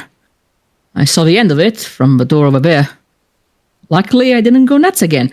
But I guess being with the king so long... Never mind. Are you okay? John hesitated. John? Yes. Did you do that on purpose? No. And Arthur got caught in a crossfire. Shit. What the hell? John squeezed. It was the only thing he could think to do. He clung to this port in his personal storm, ashamed. So as an aside, that's a great line. Oh, Yeah. Yeah. thanks. I love it. Yeah. There's I been a know. lot of really, really good lines in this so far. Oh, fuck yeah. Seriously, Absolutely. this is so good. Yes. I mean, Anna is a great writer, and I'm never gonna stop saying it. Shut up. Shut up. Fucking facts. Fucking facts. Stop. Yeah, I know. It'll be okay. He's alive. We just gotta move him. Hold on. Noel let go, shifted in some way John couldn't see, before he heard a deeper breath. Slowly, Arthur's eyes began to open. The first thing John saw was Noel. The detective was covered in red, even though he'd lost his robe. It dominated his chest, a bloody wash down his torso from his collar like a waterfall across his shirt, yet he seemed entirely without injury. You're alive. John breathed, trembling with this final assurance. How? Arthur groaned weakly, but when he saw the other man, he echoed John unwittingly. Charlie, you alive? Charlie frowned. Yeah, kid. Somehow we did what that psycho wanted. Surprised he kept his word. Who? Arthur muttered confusedly. Looking equally as confused now, Charlie asked. You don't remember? John looked through the wavering slits of Arthur's eyes, patting around frantically until he found Charlie's hand braced against the door and squeezed it, hard. I gotcha, John. Charlie said, squeezing back, having no idea what he wanted. John moaned in worry. You can see me? Arthur asked, fragile. What? Of course I can. You don't look like John anymore. He went back. No. Arthur struggled to one elbow, getting caught in the tatters of his shredded robe for a second. The mask. Magic. They think I'm someone else. Charlie was still frowning, but now it was more thoughtful. I just see your face, kid. He couldn't see it, but it was definitely still there. John shuddered out another breath. Listen, Charlie said, voice calming. I believe you. I don't need you to be anyone except you. Maybe that's it. Or maybe I'm building some immunity to the king's bullshit. He huffed a derisive laugh. Sorry, John. No, please. Get us out of here.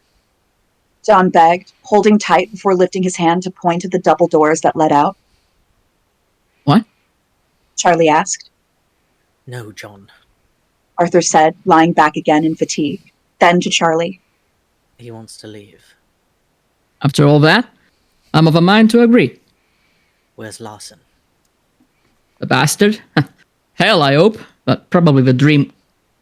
Squeezing hard enough to press the bones together and crush the stolen signet ring into his skin painfully, Charlie snatched back his hand from the entity. John, hell. Acid receipt. What's he saying? He's not saying anything. Arthur replied slowly. What do you mean, Charlie? No. John found his leg and tapped the knee. What? Charlie looked down. Please, we have to leave. Tell him, Arthur. No, John. You have to believe me. You have to stop this. It's only going to hurt us, Arthur. I'll tell you once you're safe, I promise. A lie. A flat-out, utter lie. Mm-hmm. He would figure out navigating that later. He'd think of something to say. You son of a bitch, Jesus. That's enough. Why the fuck you lying? Lying. Always enough. lying. Arthur snapped. Are you fucking using me after you fucking used me like that? I didn't really think you'd do it. I didn't mean to, I swear. Arthur scoffed angrily. Arthur, we have to leave. Trust me one last time. Please. Arthur paused. Why does that sound... Charlie's face already hurts. Yeah. Charlie's face was a mess of emotions. John realized he'd never seen them fight. They'd shown him nothing but a united front, and now John was on the verge of losing Arthur entirely. Kid, do you really not remember? What's the last thing you know? John tapped repeatedly, becoming faster. No, no, no, no, no, no. Charlie clearly didn't know what to make of it. John, what? Charlie started, but Arthur rolled enough to grab his other hand, silencing it. What happened? I think it's on the edge of my mind. Arthur, no. John tried, but Charlie was already talking. After a butcher carried me into the hall with a stone, that guy showed up.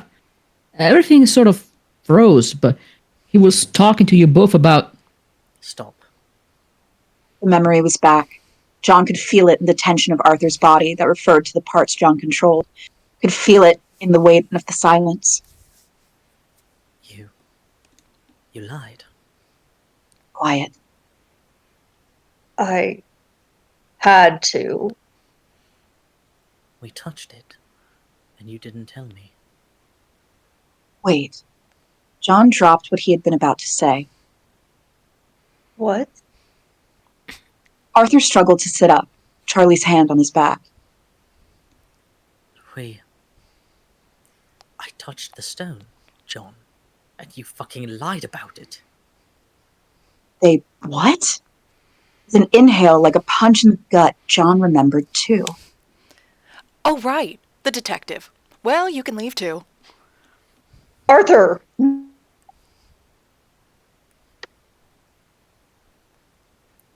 You see, you cut out a little bit there. Oh, yeah.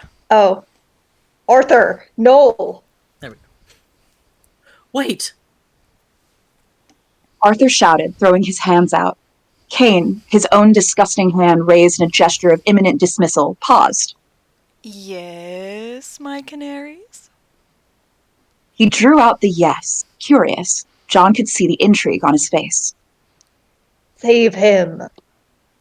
Oh, my sleeping god, again? We've been through this script once already. I didn't do it then. How dull to even ask. I love how that's like in the tone of like, oh my god, you again? Give it a rest, sweetie. I might have taken it from that Yeah. directly. Yeah. Glorious. Apropos. Beautiful. Ignoring what he didn't understand, Arthur plowed ahead. Sorry, I got distracted by looking over at the chat and seeing Necro being sweet. So, save him. You've got everything you wanted. You got me here. Make me a deal, Kane. It worked for you last time. Kane mimed thinking, smearing blood on his chin. Maybe not a deal.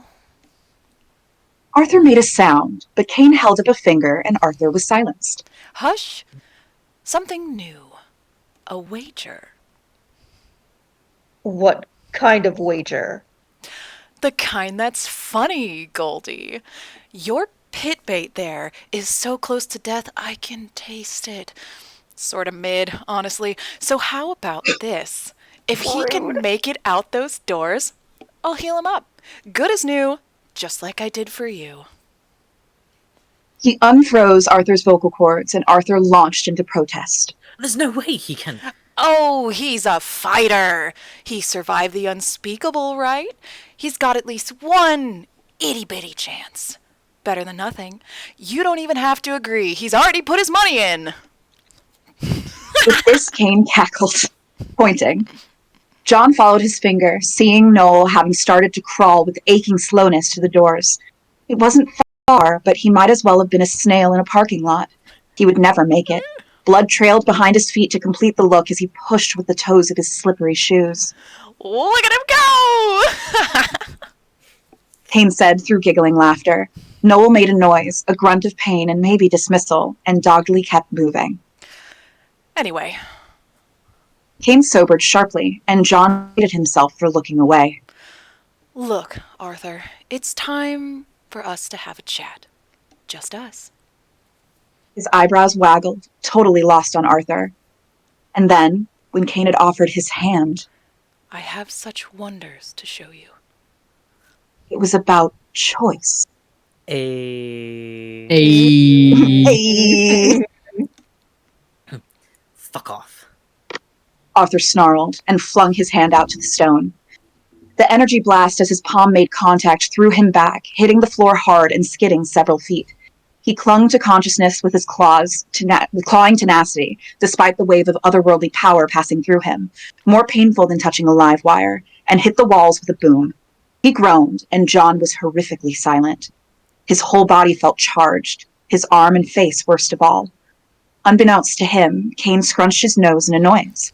He hadn't budged from his stance, but now slowly retracted his hand. Wow. Arthur could only hold on to awareness and whine. No, really. Wow. Good job, you two. That's what I love about you, Arthur. You surprise even me. What a twist! Arthur heard wet footsteps getting louder until Kane stood over them. This could be so interesting. And you know what? My plan can wait for a bit. I do have forever and a day. He giggled, a joke only he understood. So let's see how this plays out. I'll pick y'all up from daycare in a bit. Have fun, Poppets. That last part was still fuzzy. John had been knocked nearly to oblivion by the stone's backlash against him, but Arthur's memory strengthened his own. Jesus Christ. When we woke up, did you feel strange?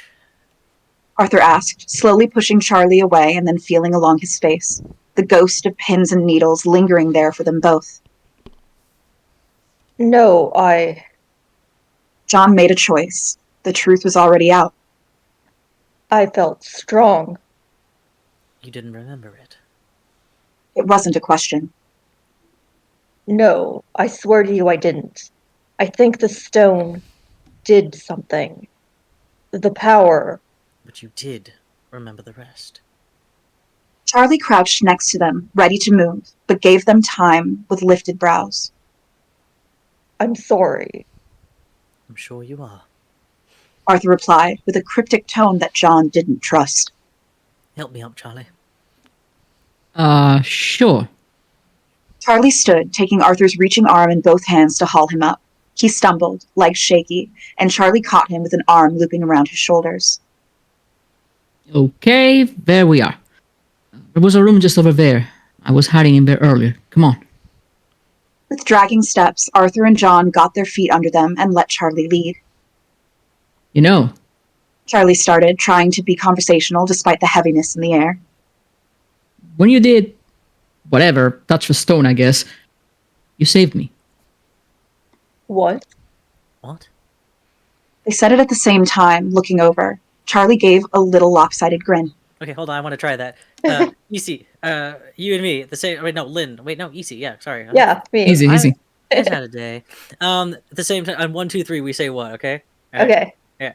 1, 2, 3. What? What? Close! It works. It's okay. Close enough. Close enough. They're so silly. I love these two. Okay. I can see John in your eyes. You know that? Kind of funny. But yeah, kid, I wasn't gonna make it. That asshole knew it too. But when you did that, I got thrown. Clocked me cold for a minute, but when I woke up, I was halfway out the door. So I pulled myself the rest of the way through. And I stopped bleeding. Good as new. I couldn't believe it. That's... Arthur stalled, and John was awestruck enough that Charlie got them into the room and set them on a chair before they came out of it with the click of the lock. Charlie returned, putting his hands to both of Arthur's forearms with a tender firmness. I just mean to say thanks. I'm gonna let you two have another few minutes, okay? I gotta piss anyway. John noted, following Charlie's back with his gaze, that this was some sort of prep room, a staging area for when the ballroom hosted entertainment. The detective slipped between two shelves, and they heard a door swing shut. So... Arthur waited. I don't know what you want me to say.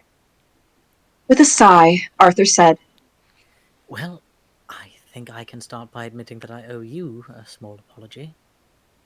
John made a surprised noise, low, but Arthur didn't pause. I can admit that this situation is not entirely your fault. I did not go willingly. What would have happened if he did? Something horrible? Something amazing? Either way, John didn't get a choice. Not when it mattered most. No. But I think you did the right thing. We can't trust him. Not after what he put you through. Before, when we first met, it felt capricious. That thing was never playing with us. No, it was playing with us. But I think we gained an advantage. An advantage? Leaning back in the chair, Arthur started to explain as he sunk into it. Well, yes, consider this ability. The stone grants knowledge.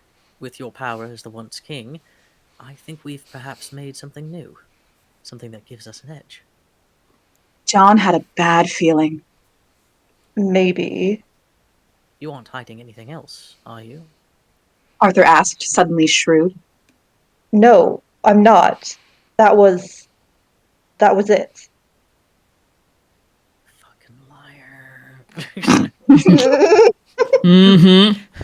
John lied like a liar. John lied. You know, like a liar. Like a liar. Good. But this advantage. We need to test it. Hone it. We need to have more control than Larson Yellow ever did. To be able to use it properly. Use it? I thought you wanted the mask off, Arthur. We should focus on that. Arthur's reply was derisive and immediate, and so unlike him. Why? I know what it is now. When we eventually separate, I'm sure it will go with you. No. Using it is what we need. I'm more convinced now than before, actually. That can't be wise. John said, carefully, scared of setting Arthur off again. Don't you see, John? Arthur sat up abruptly, taking John's hand in a strong grip. I feel clear now. Everything makes sense. This is how we stop the cult. And the king. But Larson is gone. So is Yellow. We don't need to. Charlie made his steps obvious as he rounded the chair and leaned against the wall nearby. Couldn't help but over here. He said in a tone that meant he'd been listening and for who knew how long. You're still in for wiping out a yellow fuck? Arthur lit up. Yes. You're with me? You don't even need to ask. After all this, I'm not getting out. I didn't expect to live this long, so any extra time I get now, I gotta use right. He smiled with a tinge of insanity on the corners, and John stared in dismay. People call John, me. it's like I'm surrounded by idiots. I'm surrounded by idiots who are just maybe a little crazier than they should be at this point. Mm-hmm. Things have a tinge of evil to them right now. It's a little great. I like it. Fuck me. People will call me different names. Probably Larson, most often. Just roll with it. It's part of all of this. Arthur indicated his face. Got it. Easy enough. Gross, but yeah. I know you're Arthur, and I got your back. John held on to Arthur, to his friend, and tried to keep him afloat. Arthur, wait. We don't need to do this. We can get out. The threats are gone. We can go to England, or use the machine, or... Arthur stood up. The weakness was gone, replaced with stone-like stillness, standing tall. Gone? Yes. We don't have to fight anymore. We can go. Go. I can't believe you'd think I'd fall for your pleading again. John hitched a breath, feeling the rug come out from under him this last time. Arthur bared his teeth, speaking through them.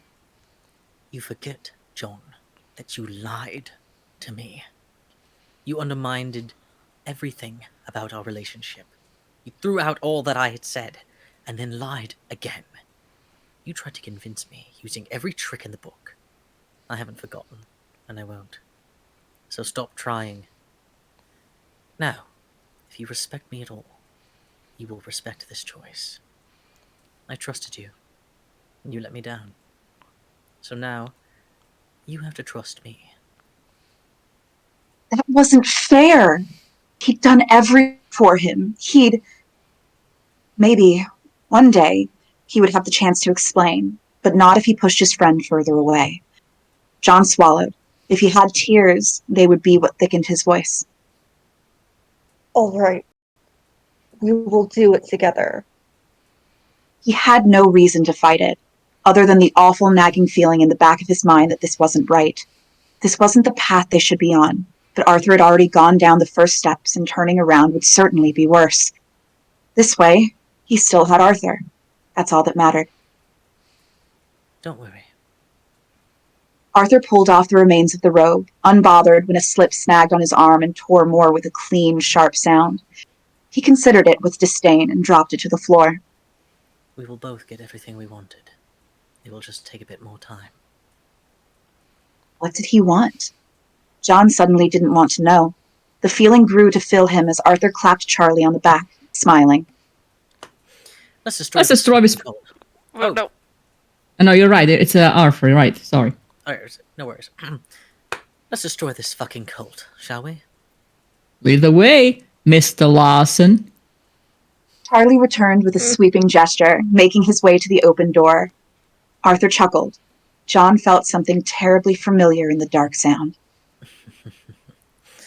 Don't mind if I do. Oh, God. I am afraid. Hey! Oh my. Well, Listen, this... There, Mr. Charlie, let's do this. Oh, God. Oh, Hey, okay, Anna. What a evil ending you left for Yes. us, Anna. You're sinister. This has left me with... yeah, exactly. This has left me with a pervasive sense of dread. What the fuck? I was just taking a page out of Trin's book, The Master of Bad Endings. That's true. Oh dear. And honestly, it really wouldn't be a cosmic horror if it didn't leave you with a pervasive sense of dread. True that. Oh my god. Oh my I'll gosh. leave comments and kudos, of course. Yeah, I can't. Yes, myself, so I everyone didn't do go that. to the fic page and give Anna some love. Yep, let me actually reshare it. Well deserved. You already did. You already did. All right, I'm pulling the art back up here. And actually, Oh god. I'm gonna try to expand it a little bit if we can. We're just gonna make it bigger. Yes, we're gonna put it in front of stuff. It's transparent, which is sick. Hell yeah. So good. That was really That is so good. Man, the fact that you pulled that out in such a short amount of time too, like, just Right? You're so talented, Anna. Thanks. Claps for Anna! Yay! Actually, hang I was on. really, So really good. nervous about this one. It's really good. It's really good. You shook it out really nicely. So, I like that. I had I also Not to like mention getting to about- randomly slip into Larson voice. That was such a treat for me. right. Oh my god, you picked the perfect. like, It's so well done. All around. Oh my god, it Good. is. yeah. so happy. Yeah, That I was was really nervous Oh about this boy. one. Yes. It came out fantastic. And you know, he wrote it while still working on the other one, which we'll be reviewing next week. By the way, And everyone in the also chat. managing this, and then also managing Surrogate. Okay, all right, so- that's enough. That's enough. Shush, shush, shush, shush. And then shush. also working a job as well. Oh, Trin, welcome back. Just got Hey. over that. We're so good. Ah! Pretty sure I gave some people in the store some conniptions because I was making faces. Good. They can be fearful.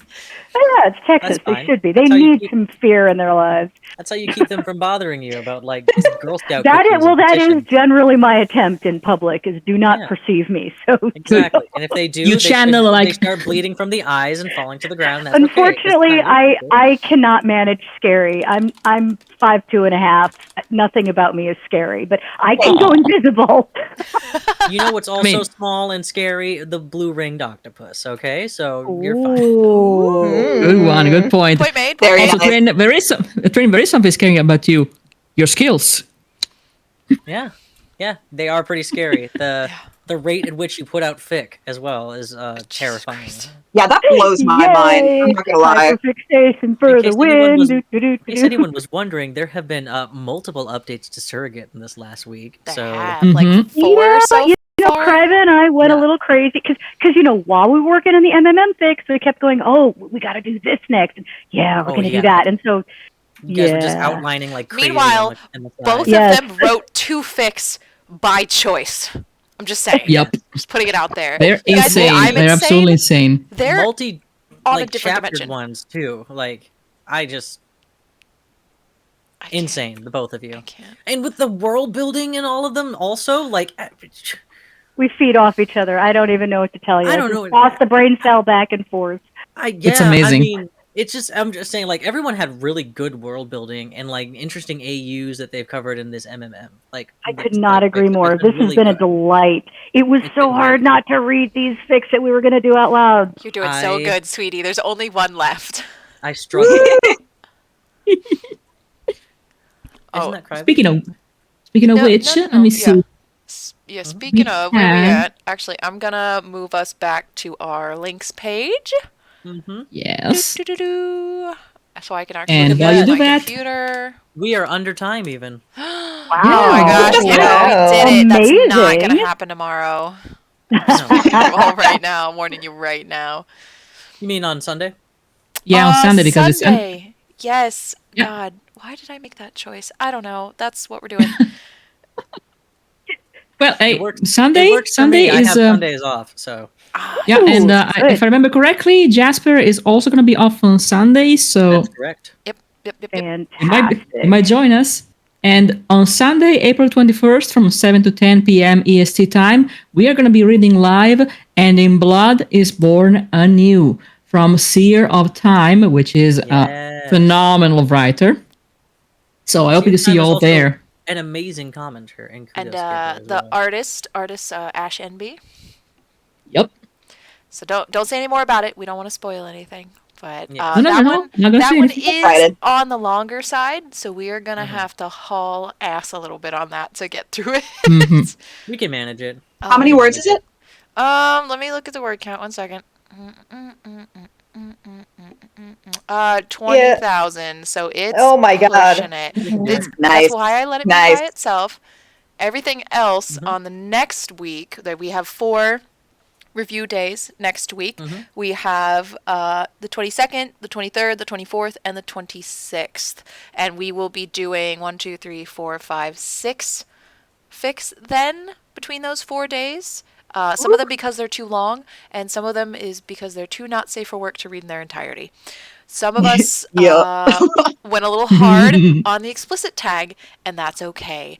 But we're gonna be doing. Oh, I can't wait to you guys to do Crivis fic. It's so good. So good. So both of those fics are so good. To let everyone know, we are supposed to have read all of these ahead of time, all 6 of these. Yes. And then we will be coming in with excerpts that we would potentially like to read. We're going to be coming in with complex thoughts to review and kind of stretch it out that way. It's still the same 3-hour time slot. So everybody, this is your reminder. Go over your fics again, write down some stuff. But y'all are going to be doing mine while I'm at work, and it's going to be the only thing I'll be able to think about. It's so good. Don't worry about it. It's so good. That's what the VODs are for. You can listen back on it and absolutely scream. I will scream. It will be lots of screaming into my pillow. I'm gonna have to catch up on a lot of reading this weekend after I'm done finishing, which is a little preview and a little vocal teaser from me. I'm working on chapter 12 of Surrogate, the director's cut. At the end of next month, we're gonna be posting Consecrated, guys, and it's gonna be a big one. Oh my god, I'm so stressed. And potentially, possibly, Flamia and I may be doing a podfic of Blood and Sand, Trin's. That's insane, you guys. Nice. We are insane. Flailing. Just oh my gosh. Yeah. You know, just if you need any voice work or something, just let me know. Absolutely. Yeah, we probably will. Pull you in. People in that. I think I know for sure I'd like to do the Butcher, but that's just nice. Oh yeah, buddy. Spoilers. Oh god. Right, no, I'm kidding. I mean, what? No. What? Who? It's okay. No, Everyone's allowed to read. No, I was just saying, I so, was just saying casually as an aside, I would like to do the Butcher. So, like, You know, reasonable. It was unrelated to the fic and the pod fic. I would just like to. Let us hear a smooth Irish accent. Yeah, you're right. Oh Lord. Oh God! Don't start it now, Jesus Christ! Oh my! It's 10 o'clock at night. You cannot do that to my heart. I could. It's like 4 a.m. here. You can't. You're not allowed. So I hope everyone has enjoyed these fics tonight. Please take some time, go to them, comment, kudos. These authors, all of them so far and all of them upcoming, deserve the attention. If you go to the Malevolent Madness Mixup Tumblr, which is, it's under that name, so it's pretty easy. If you go to the Tumblr, please reblog some of the posts. We will put up promo content saying that we will be doing these. Please, if you can, spread those around. We rely on our friends to Yes. get us more notice Absolutely. here. All right. Oh, thank you all for coming to the stream, and we hope to see you again on Sunday then. I'm so glad I was able to make it for that last one. Yes, thank you. Same. Absolute same. All right. If any of y'all want, everybody, good job. yes, Good job, everyone. absolutely. If anyone wants to hang around on voice chat, I am just turning off the stream in a second, so you don't have to disappear. Just so you know. All right, I might hang out for a little bit. Why not? Okay. Yeah. All right. All right. Anything else, guys? Same. Just Nah. thank you, and you're all awesome. All right. Yes. We will Absolutely. see you Thanks, on guys. Sunday at 7 p.m. EST. Bye. Bye, everyone. Bye. Bye. Bye. All right.